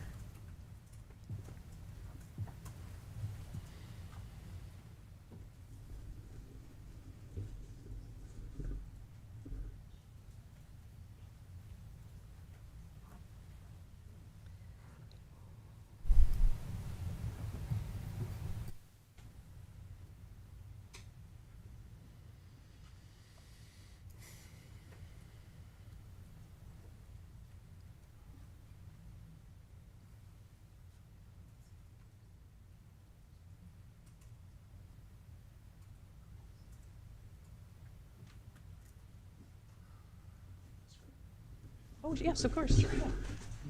So, through the mayor, just to clarify, the concept plan was presented at the outset of the rezoning.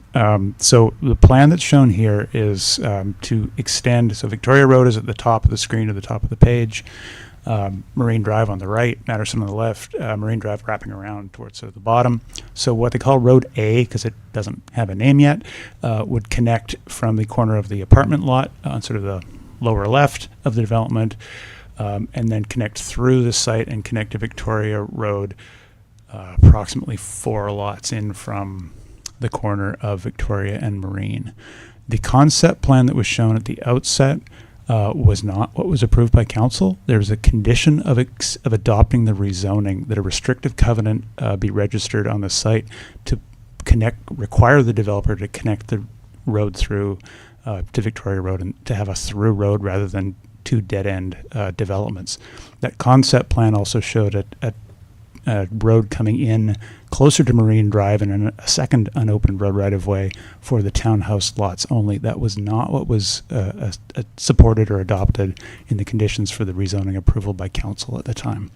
So the covenant that's on title today essentially requires that the developer build this pattern of development as was sort of proposed and discussed during the rezoning. Does that help clarify? Yeah, that answers my question. Was as part of the rezoning, though roads were not approved, is that correct? This location was conditioned in council. The details. I'm sorry, I don't recall that. And I was at that booth in that meeting. Sorry, I should. I'm going to answer the question. I should speak through the mayor. The engineering details of the width and the sidewalk and whatnot and the variance required is what's now coming forward.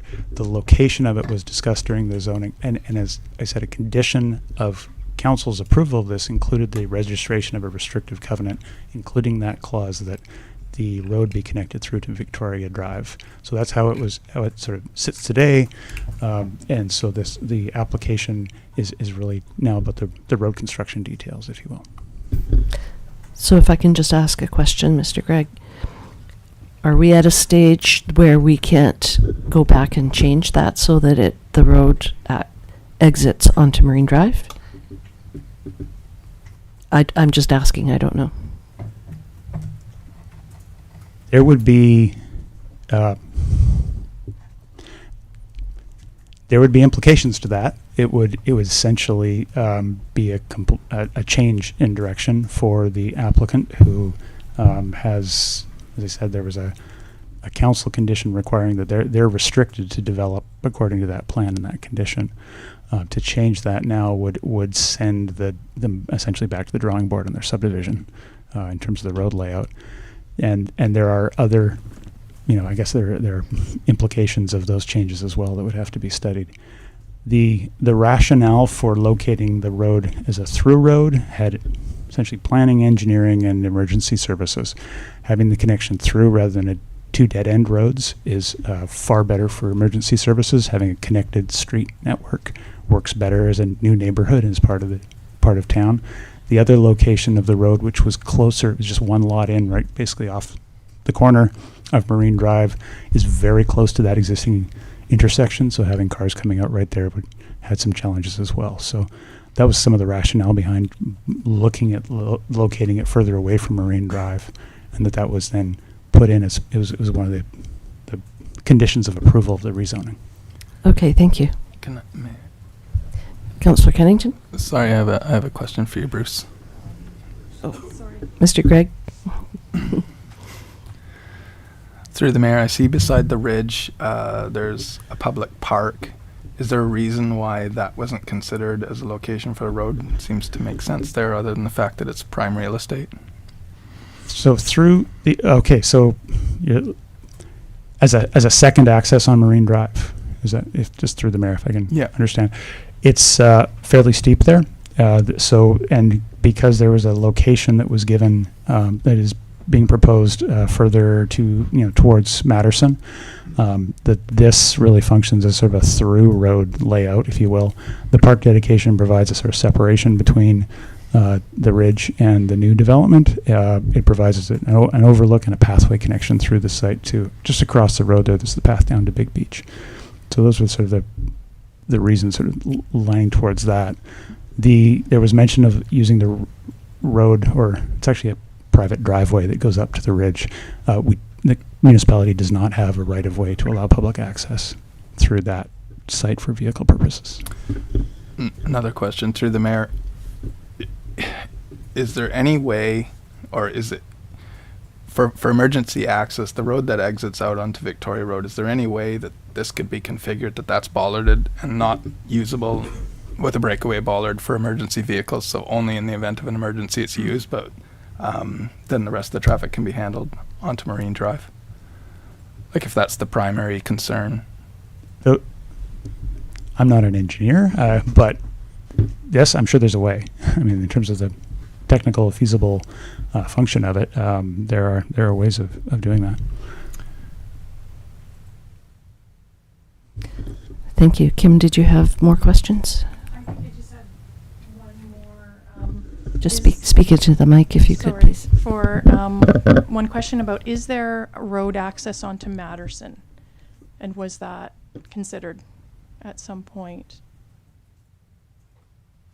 Or is it under consideration at this time? Mr. Gregg? Well, I could probably just not read it. Through the mayor, the frontage on Matterson is a site that was proposed for a rental apartment building, which was proposed to be the first phase. There's a driveway access into the parking for the rental apartment building, and that driveway connects through into the new road as well. Not onto Marine Drive, but to the new road A, if you will. But it's not a road. It's a apartment building parking lot with a drive access on two sides. Thank you for answering those questions. Again, I think, well, I'm sure you can tell by the few shocked faces, is that I'm not certain that Victoria Road residents were entirely aware that was approved. I honestly thought the roadways was the next stage in terms of applying for subdivision and roads and those types of things. So thank you for clarifying that. And of course we're looking at the current larger submission, but we also have a follow-up submission from the developer. So are we dealing with one and then the other later? Because they are tied. So I guess what I'm asking is that I'm asking that we look at the big picture for lot 16 and how it's going to roll out. Currently before council is not what was approved during the rezoning process, and phase 1 was always to build the apartment building first, and to not sell off portions of the property. I'm not too sure. I understand that, yes, financial times have changed, but to sell off portions to other development or purchasers to possibly fund the next stage or later stages. If this rolls out with townhomes going first and then densified family housing second, is there really a guarantee that the apartment building is going to come in? And with our previous mayor and council, that was the highlight. Yeah, that's coming up later in our agenda. Okay. Yeah. I think it's my personal opinion, it's in the best interest of all parties, residents and future residents of Marine Drive and Victoria Road and Lot 16, to know how the roads will impact them as this rolls out. As a resident of Marine Drive, we built our home here in '93, so we've been around a while, and Lot 16 has been rezoned more than once. First in 1995 to CD2, and then there's been lots of conversations back and forth, but I think just in the last 4 or 5 years, the residents of Marine and Victoria have been very consistent in their message to council to please consider the impact of the road onto Victoria as it stands now. you know, if you were a resident, say, living on my property or some of the neighboring properties, you know, I think you would probably feel the same in that, you know, the traffic, the noise, the density, the loss of the green space. You know, we're not talking like, it's not comparable to look at, you know, Cedar Grove, for instance, which has this much smaller footprint, or Rainforest Lane, for instance, because when you're going through Rainforest Lane, Rainforest Drive, the impact on the existing roadways onto Nora, it's just negligible in comparison. So, you know, we're bringing those comparisons out, but it is not, it's not the same. So, part of the rezoning process was public input, and you know, as neighboring properties, we've been advised in terms of come on in for public input, but you know, maybe before any further changes are proceeding, more public input should be considered. And you know, I am not opposed to the development, because it's fact, we do need the housing. And I just want to be able to live with it as someone has been here and will continue to call UQ my home. So before the March 28th meeting, of course, I'd come prepared to make a submission, but then that got deferred. But I did have a couple pictures, and really I don't need to bore you with all of them, but I do want to show you what Victoria Road looks like. And this was when some infrastructure changes were being made. And so we've got a lot of parking on both sides of Victoria Road for homes in the area. We've got some commercial vehicles, and there is not a lot of room there. And, you know, someone that drives Victoria, unless I'm on my scooter, if I'm in my car, it's pretty busy. And, you know, you do have to be pretty careful there for kids and trucks and cars and trying to pass and those kinds of things. So I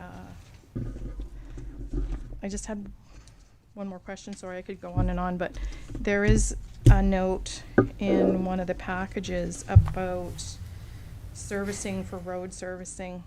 And so this is on page 225. And it's under the proposed apartment building, but it sounds like it's speaking to the development in general. So it says driveway accesses, 3 driveway accesses are proposed, 1 from Madison Drive, 2 from proposed Road A. Typically, 1 or a maximum of 2 entrances would be provided for a development of this size. So, yeah, I'm still questioning the Victoria Road and its impact. And again, no disrespect to fellows out here that want to develop. It's just cause for pause, I think. Thank you. Thank you for your comments. This is a development variance permit for subdivision servicing, and without this going through, the developers won't be able to proceed, is basically what's happening here. Correct, Mr. Lawrence? Yield to Mr. Gregg, but I think there is a clarity here. So if the development variance permit isn't approved, then the existing standards would be the standard that the developer would need to meet in order to proceed with the development. So not approving the development variance wouldn't stop the development. It just means that the standard that from 1986 would be applied. And that was for a whole bunch of nightly rentals, right? No, that's for the road width. So we're only talking about the road width and type of sidewalk and what goes in the within that envelope of the road right of way. So the layout, the design. This is talking about design standards of the road itself. That's it. Mr. Gregg? Through the mayor, essentially, yes, that's correct. That the variances to those subdivision servicing standards. So if the variances weren't granted, then the applicant would be faced with, okay, in order to get approval of the subdivision, they would need to be prepared to construct to that standard and before dedicating the road to the municipality. So we would inherit a road with concrete curb, gutter, sidewalk, piped storm drainage, and sort of the old standard. The one issue they would have to overcome is that they would need to provide a wider highway dedication or road right-of-way dedication instead of the 14 meters. The minimum we have is 15 meters. That could have implications for the size of the lots, and so given there's a minimum lot size for even within the zoning that was created for it, they really laid out their proposal, and at the time of rezoning, it was with that 14 meter size, anticipating the variance in similar roads in town. So going to a 15 meter may impact the number of lots, or they have to rejig the distribution of lots to meet that greater width. So back to the drawing board, basically. To some degree, I think that may be true. The applicant may wish to speak to that. What it would what their approach would be. Does the applicant wish to speak to that?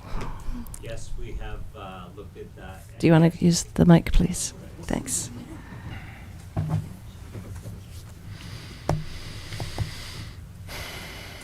Yes, we have looked at that, and it is doable, of course. It does shrink up some of the lots in size to add that extra meter, but it's not back to the drawing board. It just means some smaller lots. And so that would just affect the size of the homes that could be built there. It could potentially, yes. Right. Certainly doable. Okay, thank you. Anyone else in person that wishes to speak?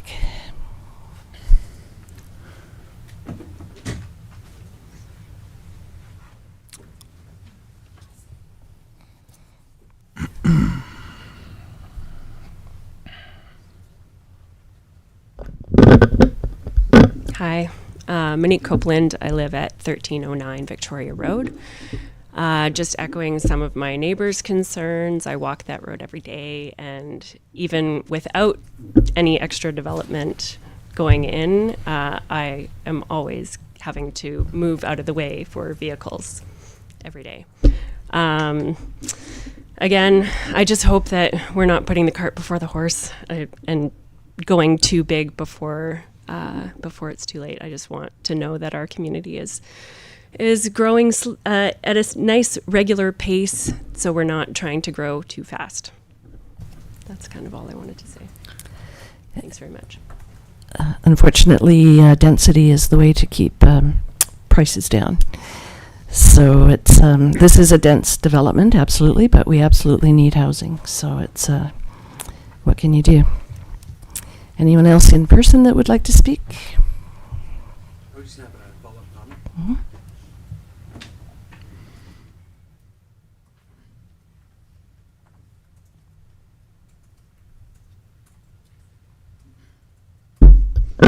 Thank you, Manuel, 1302 Victoria Road. And I just want to echo again, I was the mayor. I excused myself many times, but I don't recall, and there's a lot of people here which are a little smarter than me, that there's a covenant saying that there needs to be access to lot 16. I'm disappointed to hear that come from the planning department. Again, I just really want to say one more time that we support the density, the apartment, the townhomes. It's all an access issue.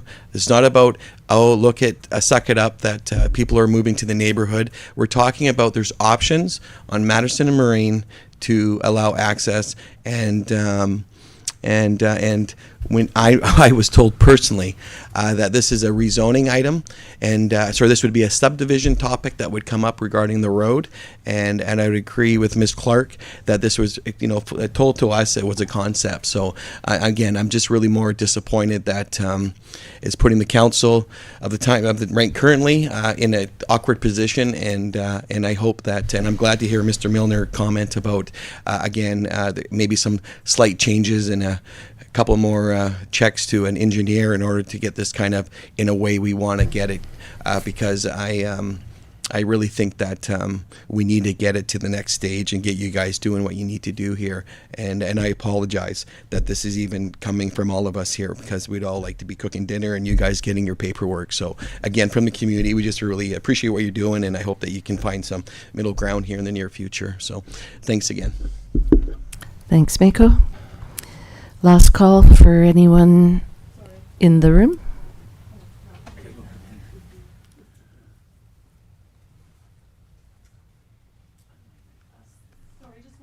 Comment I want to bring forward is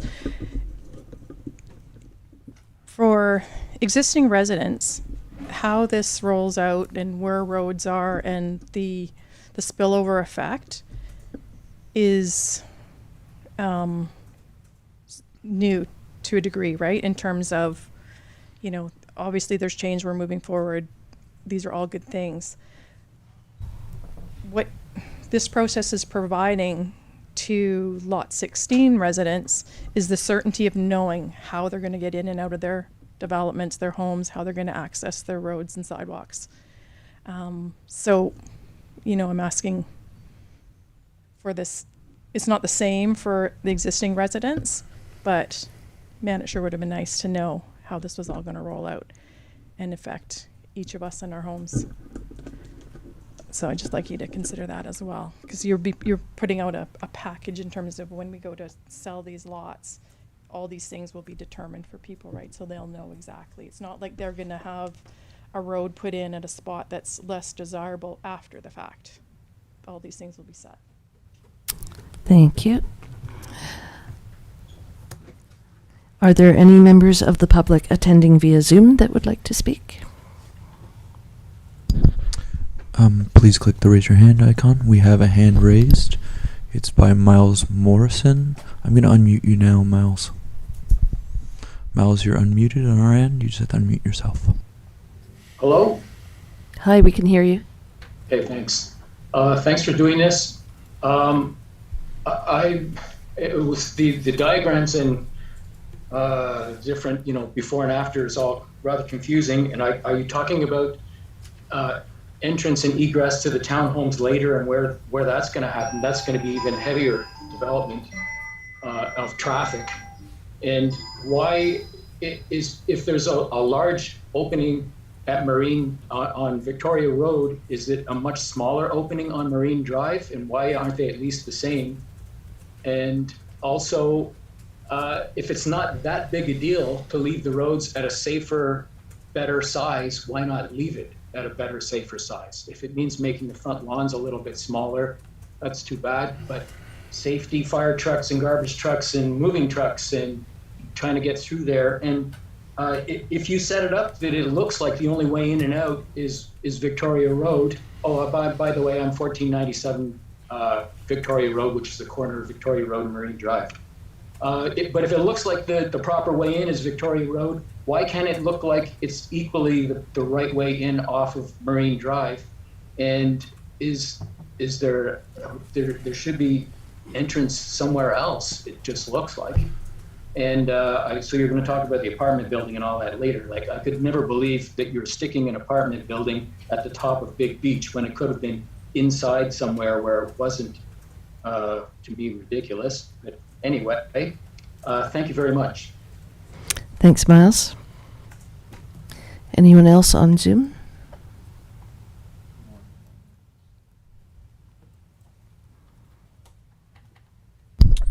Please click the raise your hand icon or *9 to indicate that you would like to speak.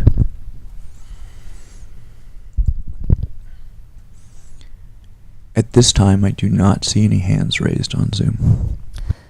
Okay, and have we received any unpublished correspondence on this matter to communityinput@ucluelet.ca? We have not received any unpublished correspondence on the development variance permit at this time. Okay, thank you. There are 2 recommendations. Would council be interested in making a motion?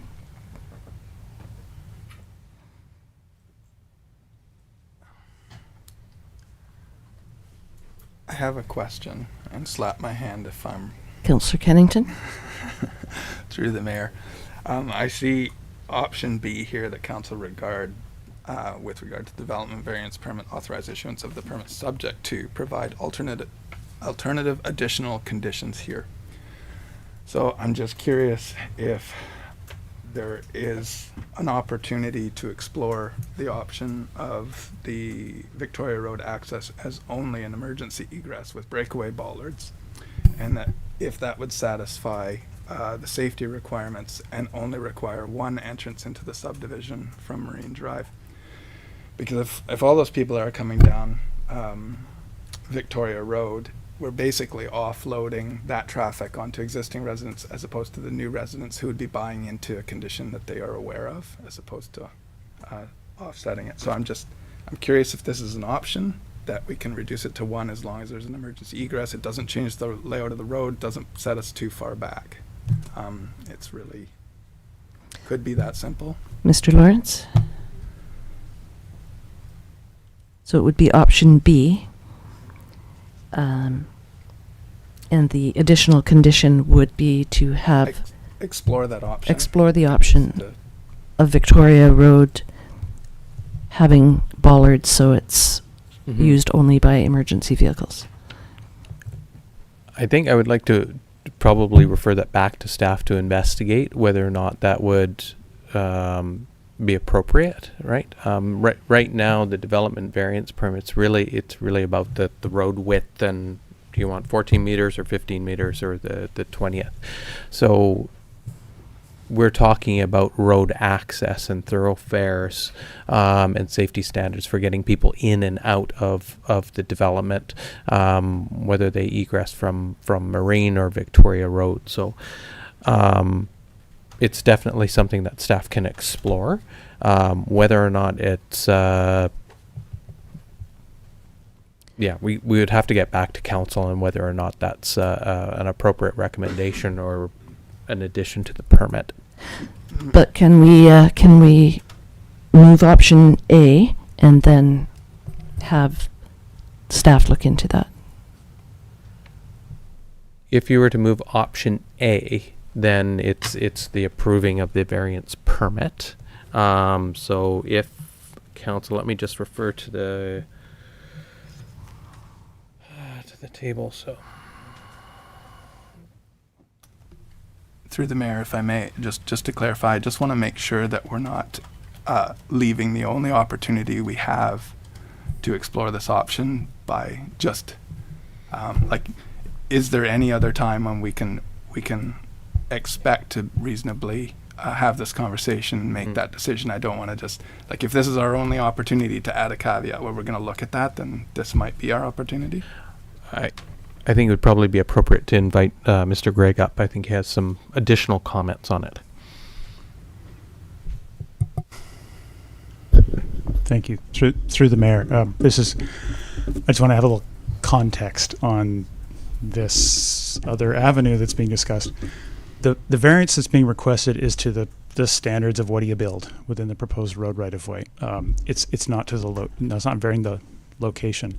The location of the proposed road was discussed during the rezoning. This graphic was in the initial staff report that went to council in March of 2021, and this was also presented at the public hearing later in 2021 as part of the discussion of their proof of concept plans showing two dead-end loops, the red and the yellow on the left, with one access off of Marine, and then the townhouse access, as I described earlier, right near the corner of Marine and Victoria Road, and that staff, for reasons I mentioned around emergency access, the flow of the neighborhood, the engineering of this, and having a connected network of streets with a new neighborhood rather than two dead-end loops, we're recommending that the access point, that having a through flow is better, and that having the access point further away from the corner of Marine Drive be in this location.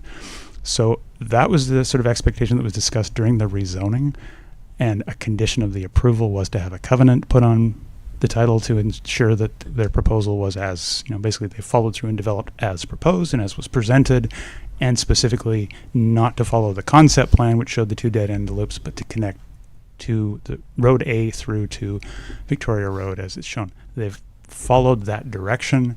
I just would caution that a change of direction now is that decision was made in the past. Not to say that it's impossible, but it would have implications and may have costs associated with it.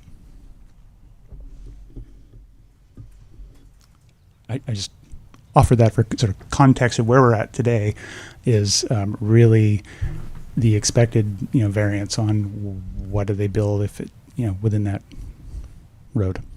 I get through the mayor. I guess my question is really like as far as the traffic study, which the public seems to want a better version of anyway.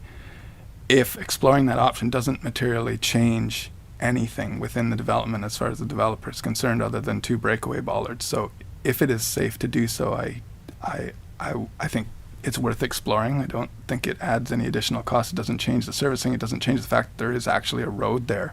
All it changes is 2 breakaway bollards, which limit the traffic on Victoria Road.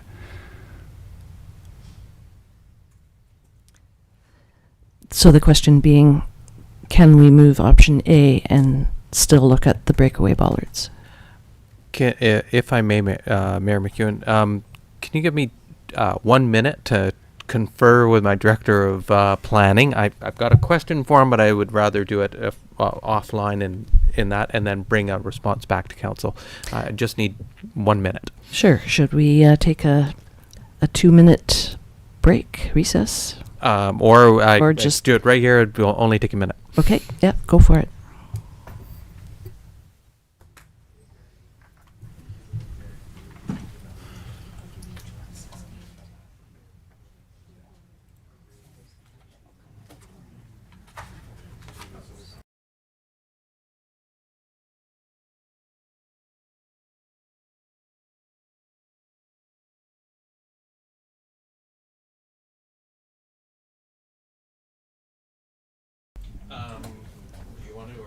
Sure. Yeah. Through. Thank you, Madam Mayor. So through the mayor, if the variance were passed, the development variance permit issued as is, that sort of takes care of what is internal to it. The question of making the access point on Victoria Road an emergency access only through bollards or a gate or that sort of thing, a fire access, and really having the other roads be with one connection point on Marine Drive, that is something that certainly council could direct staff to investigate that and what the implications are, and we would engage the engineers to comment on that, as well as have what are the safety implications, or does it have an impact on emergency services? At the end of the day, if so, yes, that is an option. The other thing I would just share is that at the end of the day, Victoria Road is publicly owned municipal road. The new road would be dedicated and become a Euclid municipal road as well.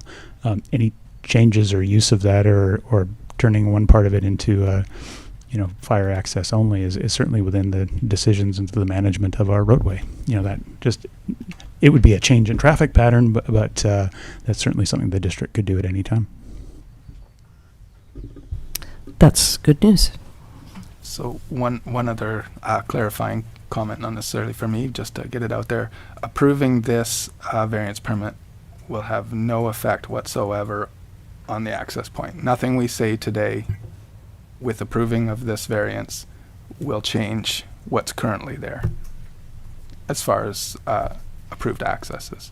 Through the mayor, correct. That the location of the access is set in a covenant that's on title, and that the variance would not change that. That's on page 168, where it stipulates that. If I may, Madam Mayor, if this is something that council would like staff to explore, I'd probably recommend that we do it in a separate motion. So council could, if it's their prerogative, proceed with the approval or make alternate amendments to the approval of the development variance permit, and then do a subsequent recommendation to staff to investigate transitioning the future road right-of-way from Victoria into the development as a emergency access only. I would like to note, though, one thing to consider is that the development is going to happen over time, so they're not going in to build build out all of the lots all at once. So it will be a very gradual process where houses are built over a period of time. So it's not going to be, I don't know the count of the number of houses, but it's not going to be every single house is occupied all at once. So a massive increase in traffic immediately upon construction and finalization of the subdivision. So that was one thing to consider, that it will be a gradual increase in traffic. But we could look at that and investigate and bring a report back that is separate from varying of the road width. Does that sit well with you, Councillor Kennington? It does with me, but I'm curious as to what the public's thoughts are on it. Or am I wasting my time here, or is this something that? I think we'll get Mr. Rotenberg to craft a third resolution. Yeah. Yes. All right, so we have two recommendations before us then. And we should move them separately. I was just going to say that.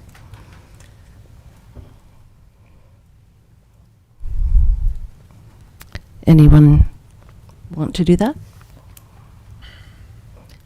Mr. Rotenberg is working on the third resolution, which will address the bollards. Okay. I guess I'll move it with the caveat. You were saving your strength for this, remember? I was. That's why I wasn't saying anything earlier. So, knowing that this isn't going to change the entrance, this is just for the width of the roads, I'm going to make this motion. So, I will move that council authorize the Director of Community Planning to execute and issue development variance permit DVP 23-03 for road dedication and servicing of the proposed subdivision on property at Lot 16, District Lot 281, Clayoquot District Plan, VIP 76214. Except parts in plans VIP 80735, VIP 83067, and VIP 86140, Lot 16, subject to meeting the conditions listed in the permit prior to final subdivision approval. Do I have a seconder? I'll second that. Councillor Hoare. Any further discussion? All in favor? And that carries. I will move that council indicate acceptance that the proposed 5,381 meter square parkland dedication shown on the proposal lot layout concept drawing by Williamson and Associates Professional Surveyors Revision 1 dated June 29th, 2022 for the proposed subdivision of Lot 16 as fulfilling the developer's requirements under Section 510 of the Local Government Act and as proposed by the developer and agreed under Covenant CA 9460685. Second. Councillor Hoare seconds. Any further discussion? All in favor? And that carries. We'll just wait for Mr. Rotenberg. So, just to be clear, there's some difficulty sharing this and presenting it to Councillor Mafty. So the best thing to do, I think, here is to make sure. I've got extraordinary eyesight. I can read it on that ginormous screen. Okay, perfect. I'm pleased by that. I'll even read it if you'd like, but I'll leave that to you otherwise. No, go ahead, Councillor Mafty. I'll move that council directs staff to investigate transitioning the future road access point from Victoria Road into the Lot 16 development as an emergency access only. Do I have a seconder? I'll second that. Councillor Kennington. Any further discussion? All in favor?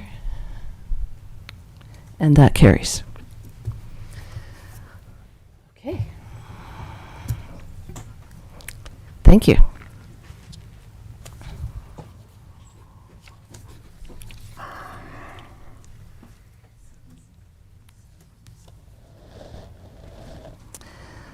Uh, 8.6, Larch Road Multi-Use Path Design, Costs and Next Steps. This report will be presented by the Director of Engineering Services, Mr. McIntosh. Welcome. Thank you, Madam Mayor. I offer a small item on your relatively large agenda today. but it's time to build a multi-use path on Larch Road. Just waiting for the PowerPoint presentation to come alive.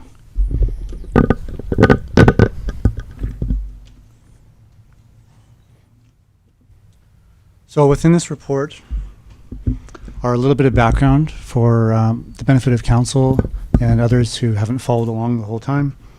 There's options here for council to consider and next steps, including the project schedule. Attached within your report are appendices. They are the complete engineered design of the multi-use path on Larch Road, the project schedule, and a project council report log that identifies every time council has seen this project.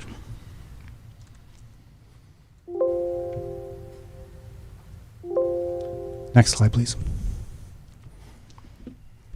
The need for a path on Larch Road is pictorialized well in this image on your slide here, council.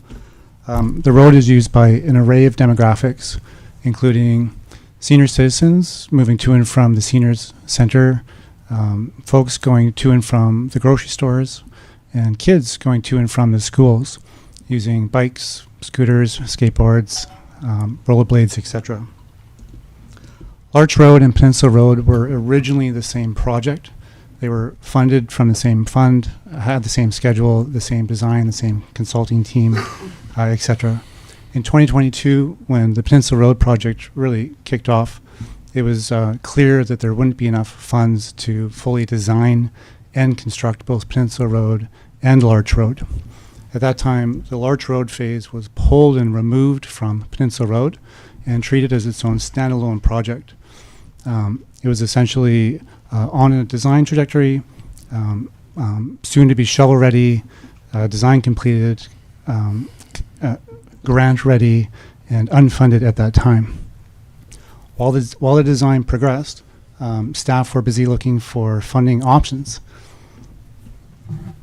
A grant became available called the BC Active Transportation Grant to fund the construction portion of this project, or at least a portion of it. Council authorized the obligatory 30% grant for that contract of the total budget. So the funding model for the Larch Road multi-use path includes that grant from the BC Active Transportation Grant of $463,000, $750, and the district portion of $198,750, bringing the total project budget to $662,500.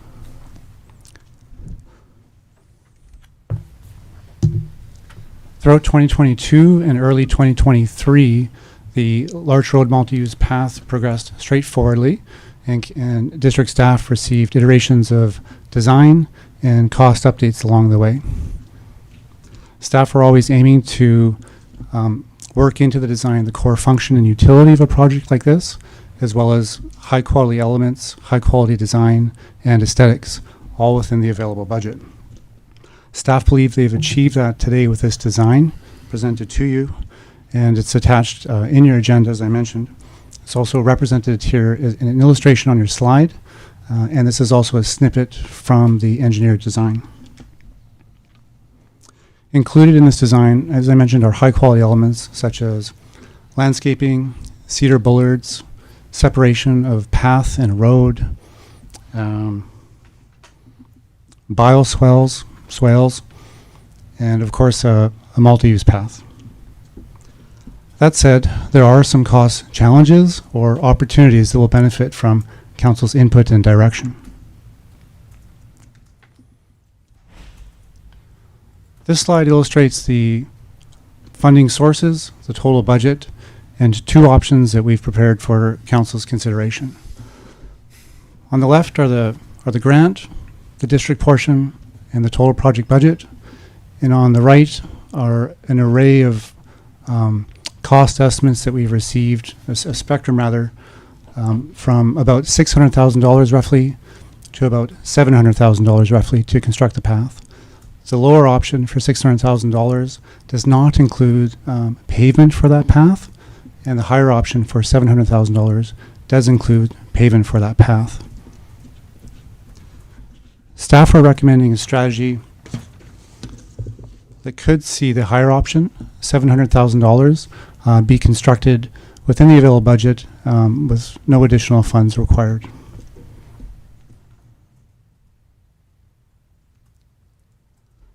So, if council wishes to prioritize a paved path, there's an option for that.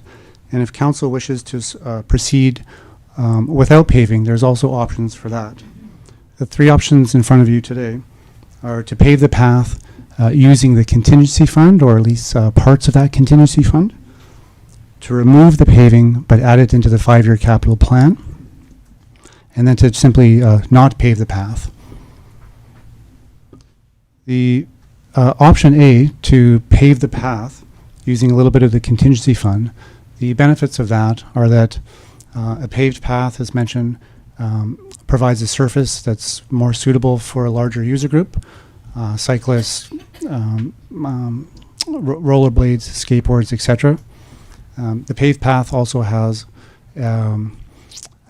it's using a small portion of the contingency, about half of the contingency, but we believe that could be easily achieved.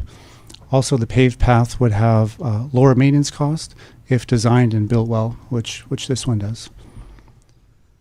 The downsides of option A are that, again, we're using a portion of our contingency fund, which is a little unusual, but we believe that can be achieved in this project.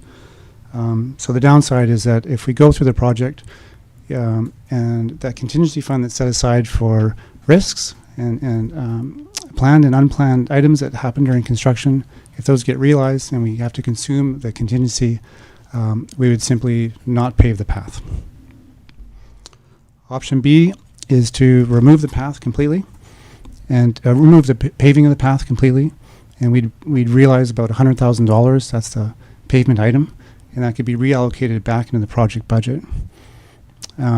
So that option to remove the pavement is readily available within the budget, and the path would be completed with a hard packed surface.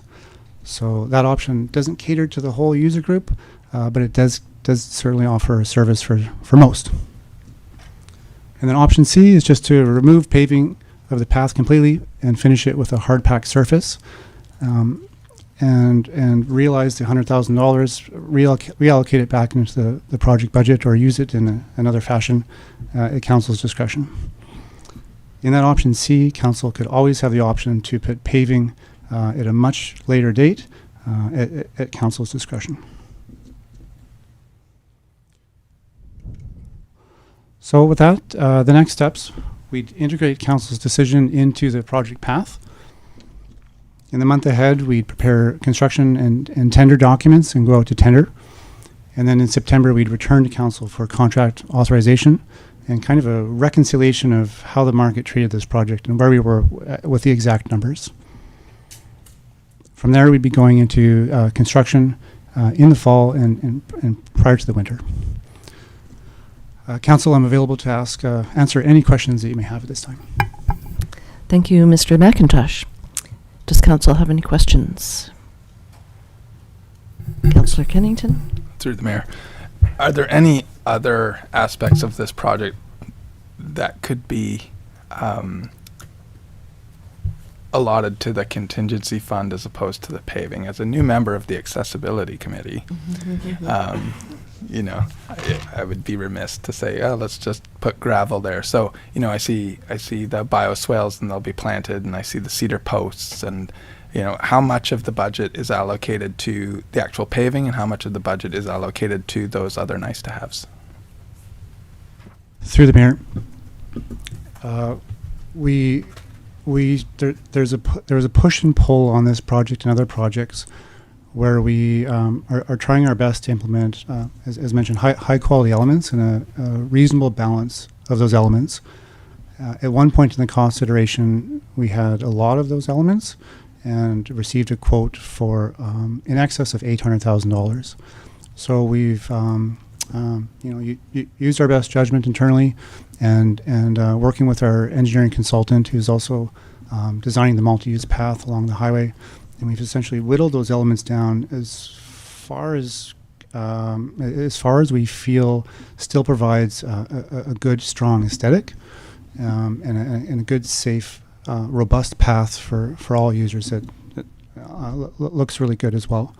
So to answer your question, there are items that could be reduced further and deleted more to essentially reallocate within the budget, but we're bringing forward that recommendation that's the best balance of all those line items at this point. Mm-hmm. Any other questions for Mr. McIntosh? I'll just Councillor Hoare? comment, and I agree the accessibility committee would have an issue with gravel, but I also would have an issue with gravel for anybody traveling that area. Gravel is messy. It ends up on the road. It chips windshields. I have had my fair share of actually bike accidents where I landed on a gravel pathway, and I have the scars along the side of my leg to prove it because it creates a horrible road rash. I really prefer to see it paved. So I agree with Councillor Kennington if there were ways to sort of mitigate prioritize a little bit. Yeah, I do think paving is a priority. I can't imagine Whiskey's little beast on gravel. I can't imagine some of the scooters the elders use on gravel. And I walk that road every single day. So, I mean, and I watch the kids walk that road every single day. So, And that is why we came up with this project. yeah, I know, right? Because I whined. No, yeah, I would really like to see it paved. I hate dipping into contingency for it, but. Any comments, Councillor Mafty?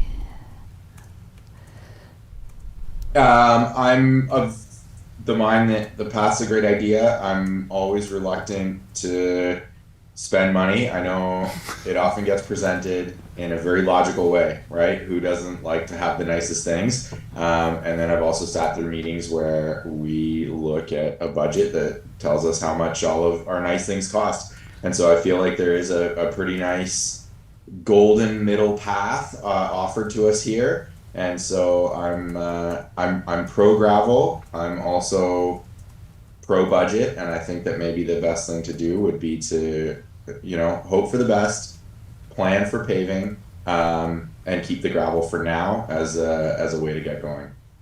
So option B in the package. Thank you. Any other comments? Did you wish to make that motion, Councillor Mafty? I sure would. I'll move that council direct staff to defer paving of the Larch Road multi-use path to a future year and prepare a tender for the construction of the project as presented in report number 23-90. I'll further move that council direct staff to include paving of the Larch Road multi-use path in the 2024 5-year capital plan for consideration. Do I have a seconder? I will second that. And further discussion?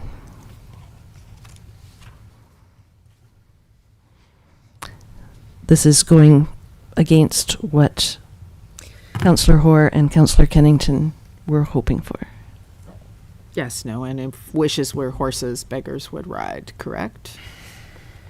Not on a bike, on a gravel path, though.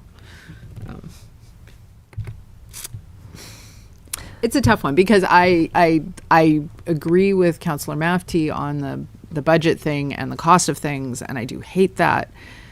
And I would like to see it prioritized into the budget next year, and maybe this, I just foresee it not being as used if it isn't paved, which just always makes, I drive around children on that road when I'm driving on it too, so. That's why I'm leaning toward option A personally.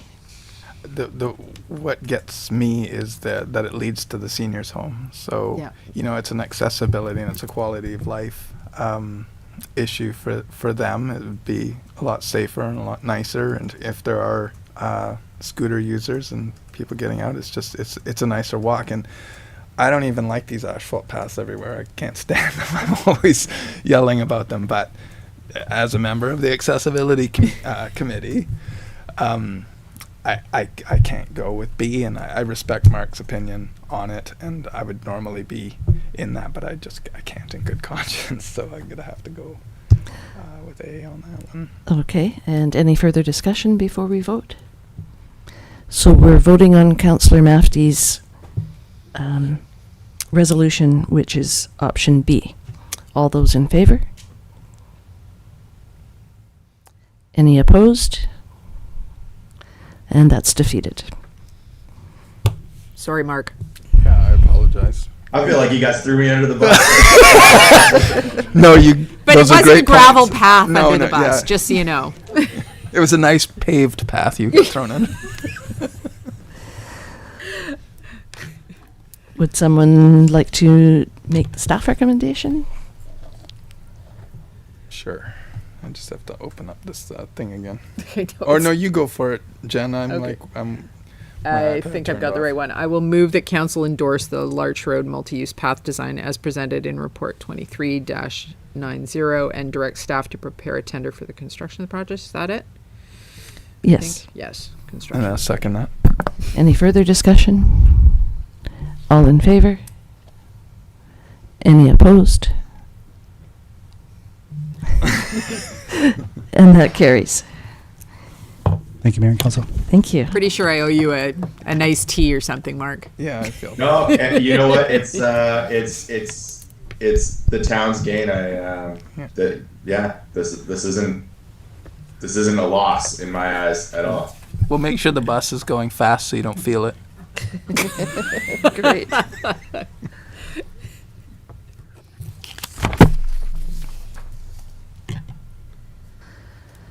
Okay, we're on 8.7. Flood hazard data use and sharing agreement. This report will be presented by the Manager of Corporate Services, Mr. Rotenberg. So this is a much more straightforward matter. In 2020, the District of Ucluelet published its coastal flood mapping. That project was funded through the province. The province is now asking that we share that data, that information with them, so it can be published on a open source database. The report itself is already on our website, and we're looking for authorization to enter into such an agreement with them. The recommendation today is to enter into that agreement. We have been in contact with the drafter, Cascadia or Ebwater Consulting, and they are okay with us sharing it with the province. Great, thank you. Any questions for Mr. Rotenberg? There is a staff recommendation. I will move that council authorize the mayor and corporate officer to execute an agreement with the province of British Columbia known as the Flood Hazard Mapping Studies Data Use and Sharing Agreement. Second. Councillor Kennington seconds. Any further discussion? All in favor? Oh, I'm not seeing any hands. All in favor? Sorry. And that carries.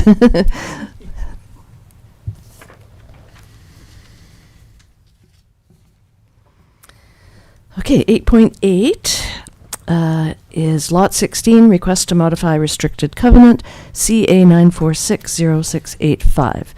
This report will be presented by the Director of Community Planning. After he presents, the proponent will have the opportunity to speak. Mr. Gregg, welcome back. Thank you, through the mayor. So this is, we're all familiar with the site. There's lots of discussion of the site, so I won't bother showing overheads or anything. So really, it's a request to amend the restrictive covenant I mentioned in the earlier discussion as a condition of adopting the rezoning. Council required that a covenant be registered on the title of the property, which is a good practice when a rezoning is being done for a development, to ensure that what's promised to the public and to council as part of the rezoning is actually how the development unfolds. So there's no confusion or surprises down the road. And so so a copy of that is attached to the report. That covenant requires certain things to happen as part of the steps of the development as it goes forward. So during the rezoning, the owners, so part of what the covenant speaks to is some of the amenities that would be delivered. The owners offered a number of community amenities, and doing off-site infrastructure upgrades at sort of an advanced pace, providing parkland dedication beyond the minimum that's required for a typical subdivision. They're going to be donating one of the single-family lots to the district for district purposes, and providing $1,000 per unit as a cash contribution to the municipality for whatever amenity use. The other significant benefit that was proposed with the Lot 16 development was housing, and really is the key piece of that that was all about the allowable density and mix of uses was the rental apartment building. And so arguably, that was sort of the greatest amenity was this 48 units of rental housing is something that Euclid could really use. So it was proposed to be constructed in the first phase of the development as part of the rezoning. And so that's what essentially the restrictive covenant that's on the title of the property commits the owners to obtain a building permit for the rental building before any single family lots are sold, to obtain or to substantially complete construction of the rental apartment building before any single family lots are occupied, and also to construct the new Road A through the site with the initial subdivision of the land. So those are some of the strings that were sort of attached to make sure that rental apartment building ended up being for the first phase, or in the first phase. Since then, interest rates have increased significantly since their initial application, and the construction costs have gone up. So the owners have indicated that it's not currently feasible to construct the rental building at the current mortgage rates for a construction project of this type, and are requesting changes to the restrictive covenant. So the proposed covenant modification, really the request is to remove the current restriction to enable them to do essentially the first subdivision phase that would split the property into 3 parcels: the apartment lot, the townhouse lot, and the remainder lot of the future single-family subdivision. So you end up with sort of those 3 blocks blocked out. And their intent would be to construct the first portion of the service road to the Lot A, the townhouse lot, to enable its sale sooner rather than later, as the way it's set out. The commitment that they've offered, and this is on page 258 of your agenda in the report, essentially they would commit to that within 4 years the owners will obtain a building permit for the apartment site. If not, they would put $500,000 in trust or as a security deposit, a letter of credit, naming the district. Following that, if within 3 years the owners haven't passed it inspection on a completed foundation, so out of the ground under construction, then that deposit, that $500,000, would be transferred to the district along with the title of the apartment lot. So the land and the money would come to the district. So, and if they achieve completion within the time frame, well, then we'd return the security deposit, and they would use it for their development and complete the apartment building. So essentially that would commit that the construction would be substantially underway within 7 years. So that's the nutshell version of what's being proposed as this modification today. And so it's really the options for council are say no, or to essentially the recommendation is, if council supports looking at this, that it would be directing staff to look at really work with the owners on the details of that agreement and bring that final covenant modification back in front of council at a future date for consideration and approval. So those are sort of the options that are laid out for council. That's the overview of what's being requested. The owners are here and can certainly fill in the blanks over what I've provided, but if there are any questions from council, I can try to answer them too. Questions for Mr. Gregg?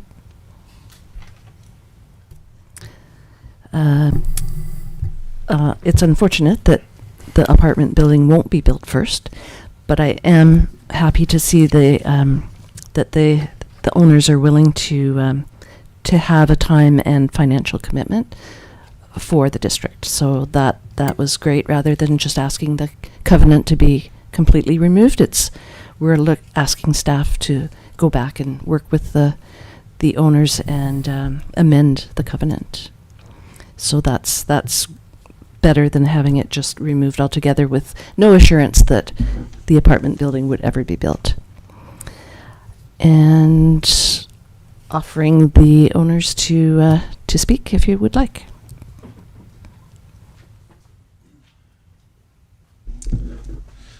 Thank you, everyone. Normally when I'm standing in front of people, I'm at a charity event and I have 2 or 3 beers in me, but tonight we couldn't do that, so a little more nervous than usual, so I apologize. I'm here with Rod Milner, an uncle of mine, and we're part of a group of 4 of us that have taken this on to try to do this development. And I still remember the day we went down and we purchased the property, and I got home and I was excited. I'm like saying to my wife, hey, you know, we're going to do this project up here, and one day we'll build a house up there, and it'll be, you know, a real fun spot to have a house and enjoy. That was 12 long years ago, and there's been a few nightmares and sleepless nights since the falling in love, and hopefully it's worth it at the end.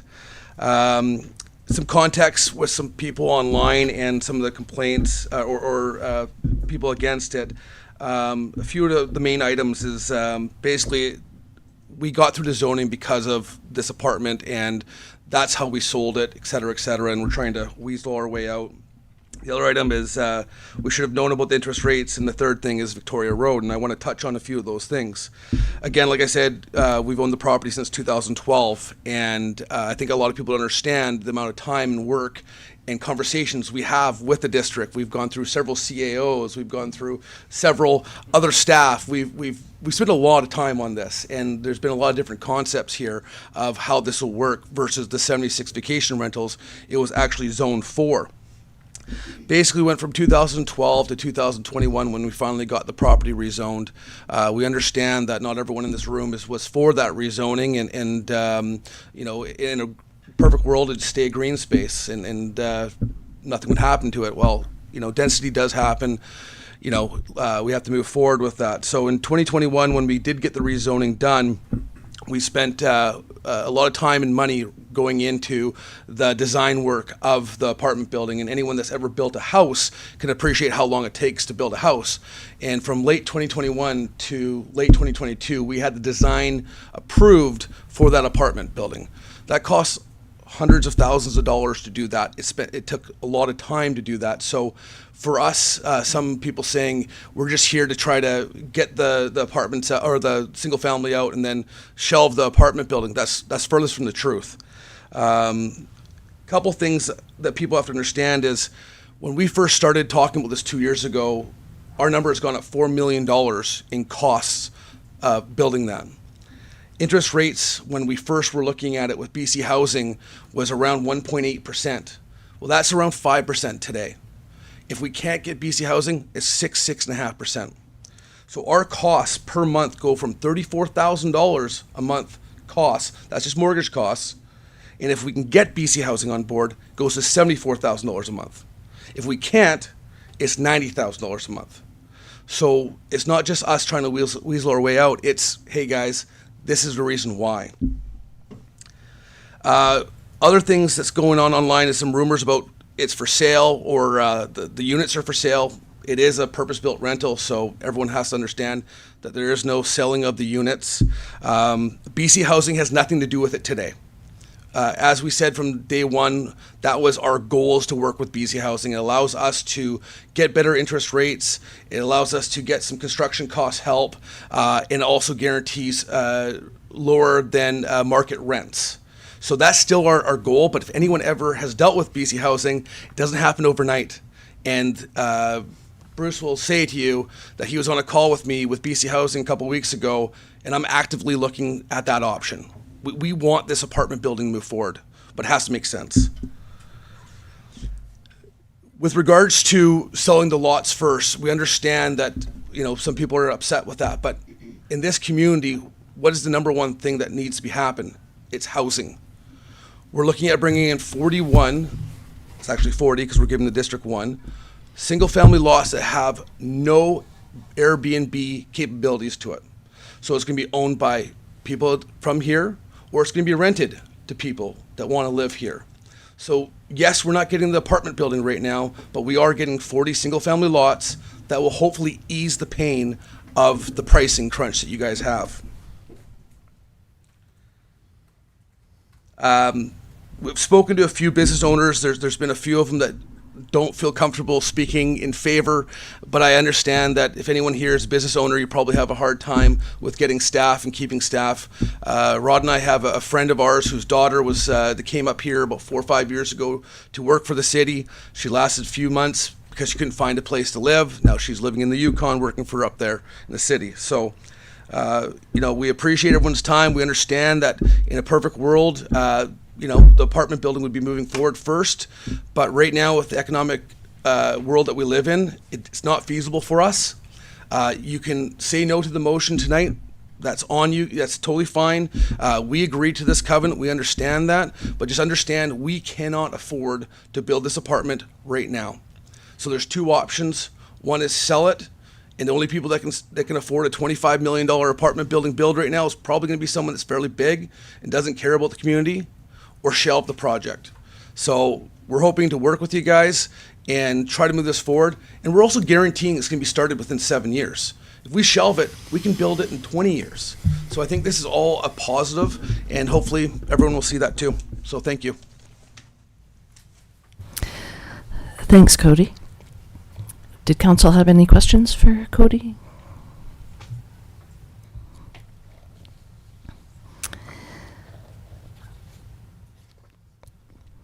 There is a staff recommendation. Would someone like to move that?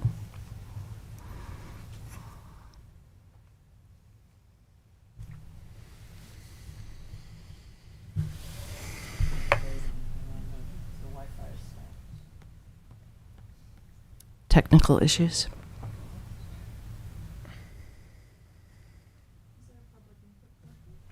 No. Well, there is at the end of the meeting. Yeah. This is going to be coming back to council. We're just recommending that staff work with the owners to come up with an appropriate covenant. So it will be coming back to council at a future date.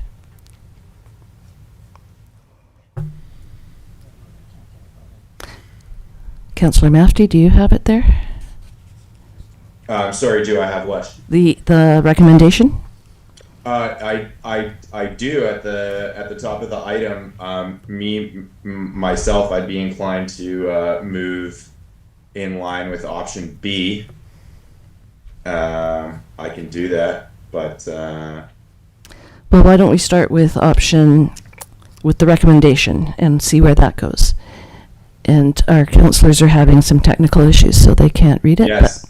Okay, very well then. To get the ball rolling, I'll move that council direct staff to work with the owners of lot 16 to provide a draft covenant modification to include a timeline and assurance in the form of land and or monetary commitments to ensure the construction of the proposed rental apartment building consistent with the intent of the 2021 rezoning approval.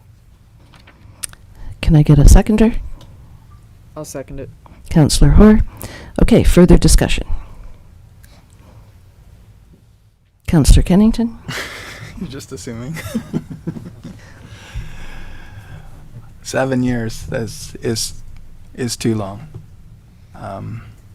We're in a situation now, and I understand that interest rates have gone up to sort of historical norms, and that may be a shock.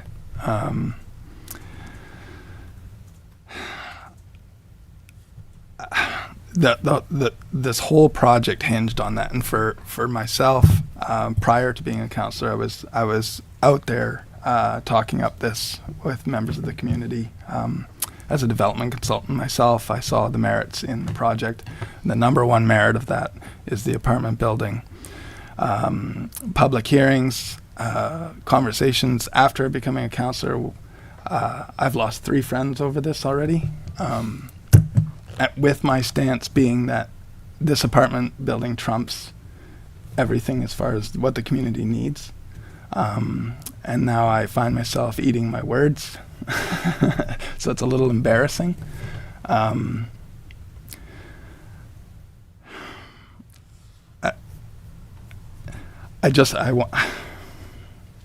just has to be another way that we can keep the spirit of it and get it done sooner. more stronger language with BC Housing. It seems that there's so many initiatives out there with the government and the billions of dollars they're throwing at this that we can't get a piece of that pie for this project.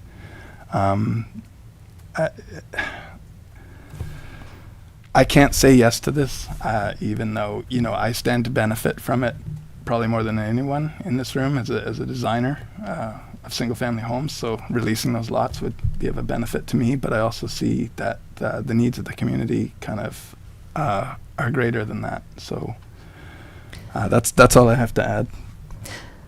So are the conditions not strong enough? I don't think they are. $500,000 is one lot at today's prices. I mean, not even. So, you know, there's lots this size selling for close to 6 in town. So to say $500,000 is like going to hold somebody's feet to the fire is ridiculous. You know, I'm thinking more in the millions would be. And I understand that the lot is also part of it, but you know, we've witnessed time and time again where a developer will come in and say one thing and do another and get us into all kinds of trouble. And there's limited opportunities for us to do what we're allowed to do with no ambiguity. And this is one of those times. There are other large developments coming online and being proposed that we're all aware of. And if we set the precedent that you can get your approvals from the community and then, you know, use some kind of circumstance that will arise, because there's always some kind of circumstance that will arise financially to get out of those commitments. I think we're showing the larger development community that we can be walked on. And I don't say that that's what they're trying to do at this time, but it is the perception, and that is how the community feels, and I'm just relaying that feeling to the rest of the members of council. And they're sitting here in this room right now, so some of them are my former friends. So there is an option C, which is signal support for modifying the covenant with additional conditions, which could mean modifying the dollar value and the time limit, potentially. If the project doesn't pencil out today, it's not going to pencil out tomorrow. It's only going to get more expensive.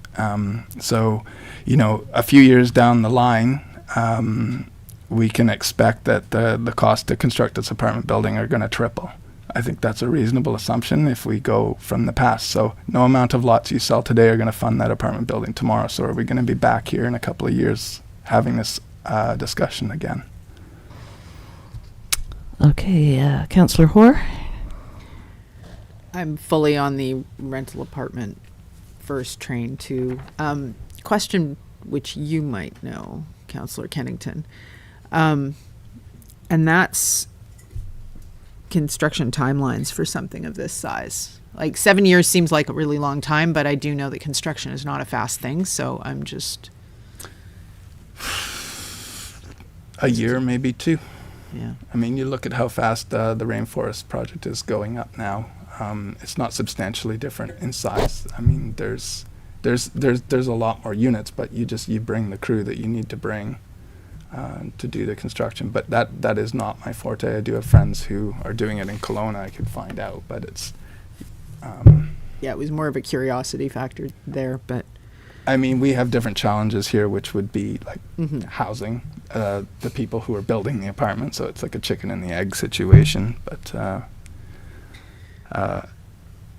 at the end of the day, there were public hearings, and the public was swayed and lent their support based on this covenant, and this covenant is gone. So perhaps we need to go back to public hearing to weigh these new options, because I can't see that it's, you know, up to 4 of us here to override the wish of the entire community. That is an option, a public hearing. Okay, Councillor Mafty, anything further? I agree with a lot of what Councillor Kennington said. I mean, to be blunt, and with all due respect to the proponent, excuses are like assholes. I don't like a $500,000 penalty that would only really be assessed by the next council. To me, this sounds like a proponent that's already spent 12 years basically waiting this council out. To call it a bait and switch would not be inaccurate. I cannot possibly see how a project that's not viable today is going to be viable in the future. And to me, the whole thing just, I mean, none of it sits well. If we were to go back, if we were to consider renegotiating or revisiting the covenant, for me, it would have to go back to the public. I think the public's had a lot to say about this project so far, and it feels like all of this is coming to, chickens coming home to roost, so maybe it would be good to hear from the public again. And I think we need like some real meat behind the penalty. I think we need a realistic timeline that this council, if this council was asked to let the developer off the hook, then this council would need assurance that we could sew this up in our 4 years. So it would have to be in our time. And I'd like to see a real penalty. You know, if you want to fulfill the obligations that you set out for yourself as the developer, and you can't make good, then you sell the lot back to the district for $1, like something that's actually going to cost a little bit. This $500,000 to me is, I mean, quite frankly, it's a joke.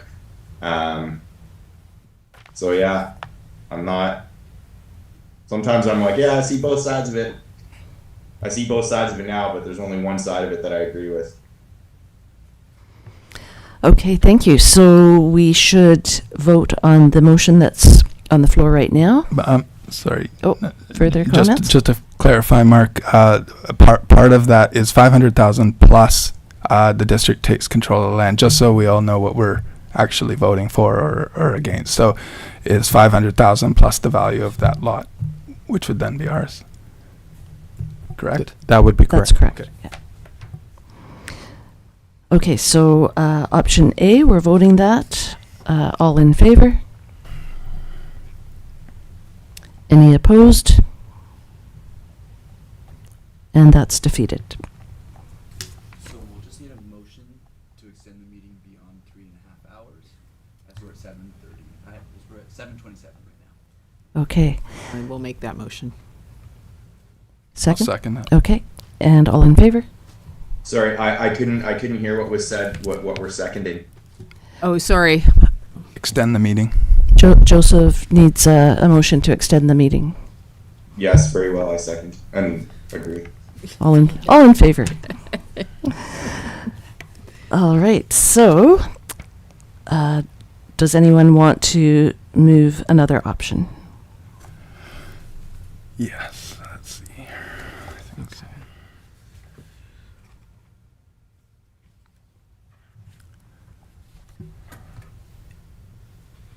Are we after a version of option C? I'm just wondering about the public hearing part of it, because I agree. I think it needs to go back to. Yeah, I think that's sort of the meat of it is like maybe, but we need to hear from the public, and it's kind of a redo. I don't want to get sidetracked here, and I'm not trying to reopen the discussion, but for me, from what I gather from the conversations that I've had, the real attraction to this proposal was the apartment building. And so if the apartment building is the only thing that's getting taken off the table, what we're left with is all of the unpopular stuff that people don't really seem to want. And so I think it has to go back to the public. This is a decision that's going to affect the whole community. And I think we'd be completely remiss not as a community to weigh in on this. And so that's why I think the community consultation is an integral part of what we need moving forward, regardless of what it looks like. I think at this point we need to bring this back to the town. Okay, would you like to make your original resolution? The one you were opting for? Well, I was going to say that we maintain the restrictive covenant And I just want to be clear before, or maybe this is something that can come up in discussion, but I would hope that that would leave the door open for future discussion if maybe the developer decides, well, actually, maybe there is a way that we can approach this. So I'll move that council maintain the restricted covenant charge CA 9460685 on the title of the Lot 16 property as previously agreed by the owner. Do I have a seconder? Second. Councillor Kennington, any further discussion? All in favor? And that carries. Okay, thank you.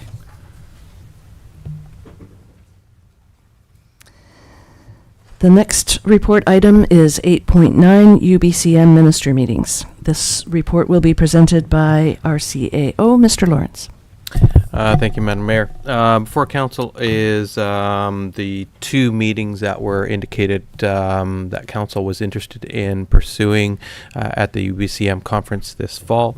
Attached to the report is a draft summary of the requests for the meeting. They're very brief, as the requirements for the submissions limit the number of characters in the submission. So currently there are two requests. One is with respect to health services, and the other one is a new submission that was indicated by the mayor for maintaining of tabular stumpage rates with respect to the community forest. So what we're looking for is just approval to submit these. I have included in there indications of who would attend. Those can be changed at any time, so they're not cognizant of the resolution at hand. But it would be who I'd be recommending at this point in time. But if additional council members would like to join in on those UBCM meetings, we can increase the numbers or decrease the numbers depending on who's available and interested in attending those meetings. If there's any questions of council, I'd be happy to answer them.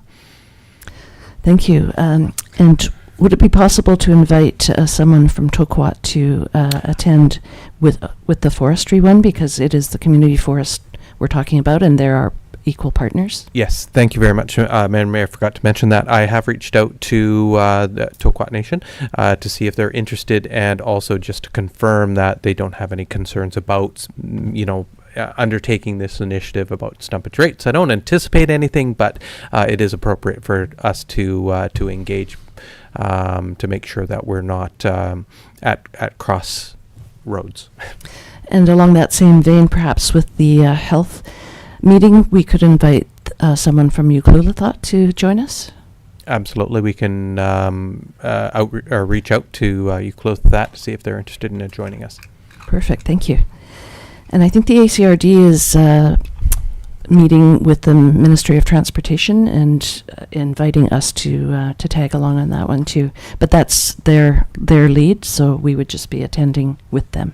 Correct. Yes. Perfect.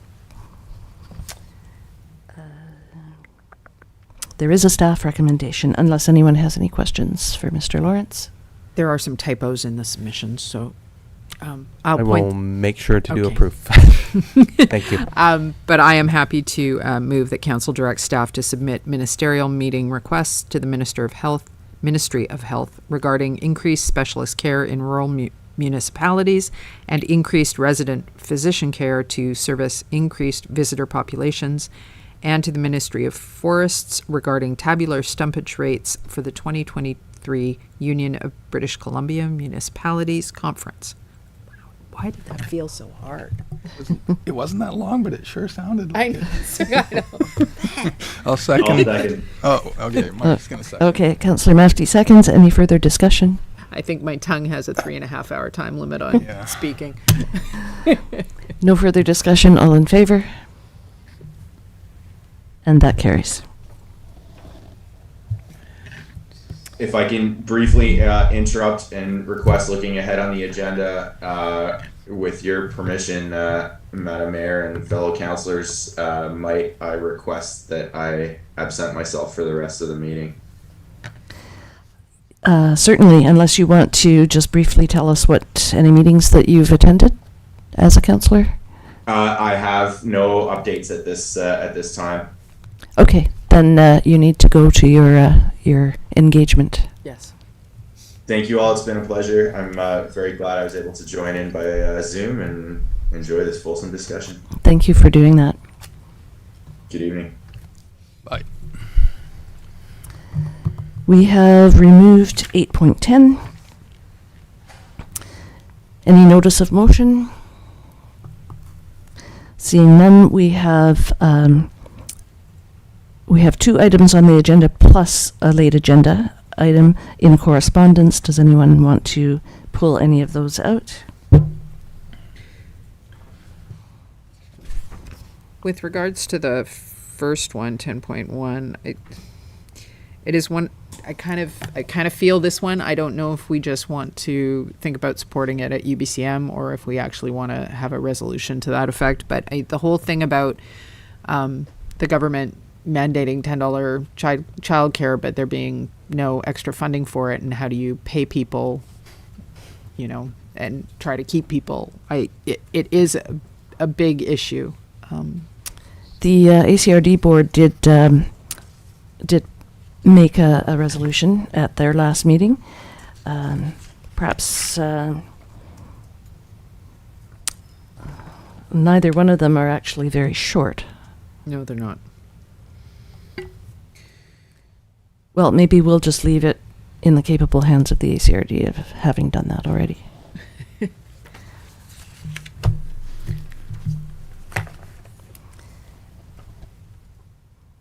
Okay, Mayor's announcements. Canada Day this weekend. Village Green. Our new Village Green, actually. So it's going to be a really special one. And do we know the time of that, Mr. Lawrence? It's from 11 till 3 or something? My apologies, I do not know, but possibly Ms. McCullough knows what time it is. She's probably put out the notice. I believe it's noon, but I only say that because I have a request to help them out to decorate prior to that.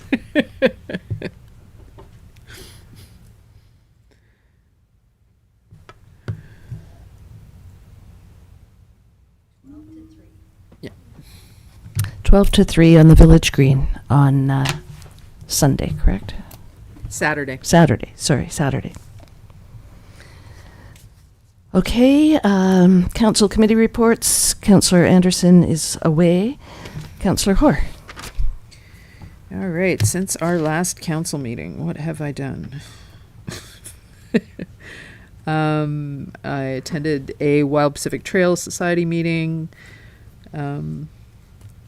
As always, interesting things going on, and really interesting to see the new naturalists working, Josh and Laura. They've got some great collaborations going on with Redfish and Raincoast and Strawberry Island and the aquarium, and there's wonderful walks and talks and things. So just because we live here doesn't mean we can't attend these things. I just want to say that. By all means, go take your kid and build a whale. I can't remember what day it's here, but it's always heavily advertised. So, okay, so that was it for Wild Pacific Trail. And then we had our committee of the whole, June 20th. Those are always one of my favorite meetings, is getting all the society groups together and hearing what everybody's up to. And not sure what my big takeaway was because I forgot to look at it after work today. It's just always kind of invigorating to hear everybody, how busy they are. And holy cow, was it Redfish that had just an almost unending list of projects they were working on, which is just exciting. There's movement on the disc golf from the Rotary Club. Food Bank on the Edge is gonna watch out. They're gonna be fundraising, I'm sure, for the new building. Surf Riders Take Back the Tap program is coming out. And we're coming up on the Pacific Rim Art Society's festival, summer festival. That's always great music and stuff. And that brings me to today. Although I must admit that I did attend a Bard on the Beach play, but it's not really in the role of a counselor, so. But was probably really interesting. Well, it was kind of fun, you know. Thank you. Councillor Kennington. Oh, I got nothing. Nothing to report. Nothing to report. Okay. Councillor Mafty had nothing. I'll just briefly go over my meetings because I know everyone wants to go home. June 9th, I had a Teams meeting with Mr. Lawrence and the owners of Lot 16. June 13th, I helped out with the Van Isle 360 banquet that was here at the community center with the 300 sailors. It was really lucky that we had those people in town because there were no visitors in town because the road was closed, but they all came in by boat. So that was a great event. And we are always one of their favorite stopovers. So that's awesome. June 14th, Barclay Community Forest meeting at 10, and then an ACRD meeting at 1:30. June 15th, I had lots and lots of news interviews about the road closure. June 18th, we had a roundtable meeting with Josie Osborne, our MLA, over at Blackrock, again regarding the road closures. June 20th, many more news interviews about the road closure. And at 4 o'clock, we had our committee of the whole meeting with the societies. June 21st, I attended the secondary school grand opening. Went there at 9:15 for the tour, and I'm very impressed. It's absolutely a beautiful new facility. And then I had a tourism Ucluelet meeting at 12:30, and then at 3 I had a meeting with Acoustics, who are the developers for High Focus Island, and the actual owner of the island showed up to that meeting for the first time, so that was interesting. They showed us their Plan B, second version of what they have planned for High Focus Island. And I guess at the ACRD meeting, the item of note was that that board awarded the West Coast Transit Service provision contract to a company called Pacific Western Transportation, and they will be beginning that service at the beginning of January to connect Itatsu, Ucluelet, Long Beach, Tofino. So that transit service will be starting since we didn't get the BC Transit bus service that we were expecting just yet. And that's it for my meetings. So just a comment on the Van Isle 360, because they all came in by boat, a whole bunch of them were in the store and they didn't know about the road closure. So it was like, well, why don't you have X? Where is Y? And, it's like, road's been closed. We haven't had a supply truck. Sorry, I'm out of, strawberries. It was really quite amusing. I guess they were focused on sailing and not the news. Funny that. Yeah. Great. Okay, so question period. This is an opportunity for the public to ask questions about matters within council's jurisdiction, representations about matters that have been the subject of a public hearing or not permitted at this time.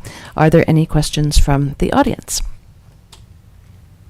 No questions, just one comment. You can go to the mic and, yeah.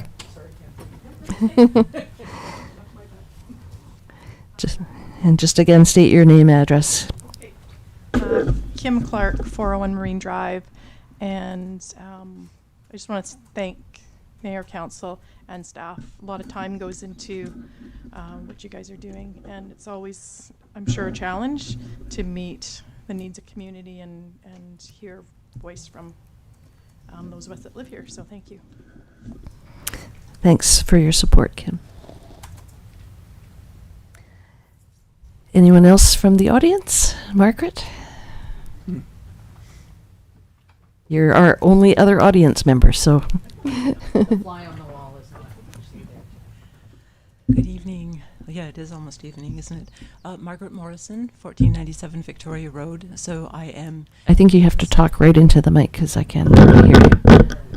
Margaret Morrison, 1497 Victoria Road. I am Kim's counterpart at the other end of the road, so to speak. I'd like to echo Kim's comments that having been able to attend today's meeting, I've seen how much thought and consideration goes into the decisions that come before council, and I would like to express my appreciation, especially when it seems on the one hand to be a straightforward decision. The goal is in sight, but the thought that goes into ensuring that there are not unintended consequences is much appreciated. And I just wanted to say that your efforts are noted. Thank you very much. Thank you, Margaret. And you will be on the accessibility committee with Councillor Kennington. Yeah. Okay, are there any questions by Zoom or telephone, Mr. Rotenberg? Yes, we have a hand raised on Zoom. Mr. Morrison, I'm just going to unmute you now. Hi, folks. You can hear me? Yes, thanks, Miles. Very interesting meeting. That's I should attend more of your meetings because that was extremely elucidating, and all of your efforts are much appreciated. So thank you for that. And also thanks for mentioning the Pacific Rim Arts Society Summer Festival. It's just coming up. I'm the president again of the Pacific Rim Arts Society, so it's nice to hear that. And also, as the coordinator of the West Coast Restorative Justice Service, which has been here for 10 years, I should probably come to one of your meetings as a delegation whenever you'd like me to do that and explain what we've been doing, what's available, how things work, and how to teach you how to do peacemaking circles if you'd like. That would be wonderful. Yeah, let me know when would be a good time to come to whichever meeting you think would be appropriate, and I could do that for you. So It kind of goes the other way around. You download the form off of the website to be a delegation, and you tell us when you want to come and see us. Would you rather it was to a committee of the whole, or just a standard meeting? Just a standard meeting as a delegation. It's great. Yeah. Okay, I'll do that then. Thank Perfect. you very much. Thank you. Any other hands raised on Zoom?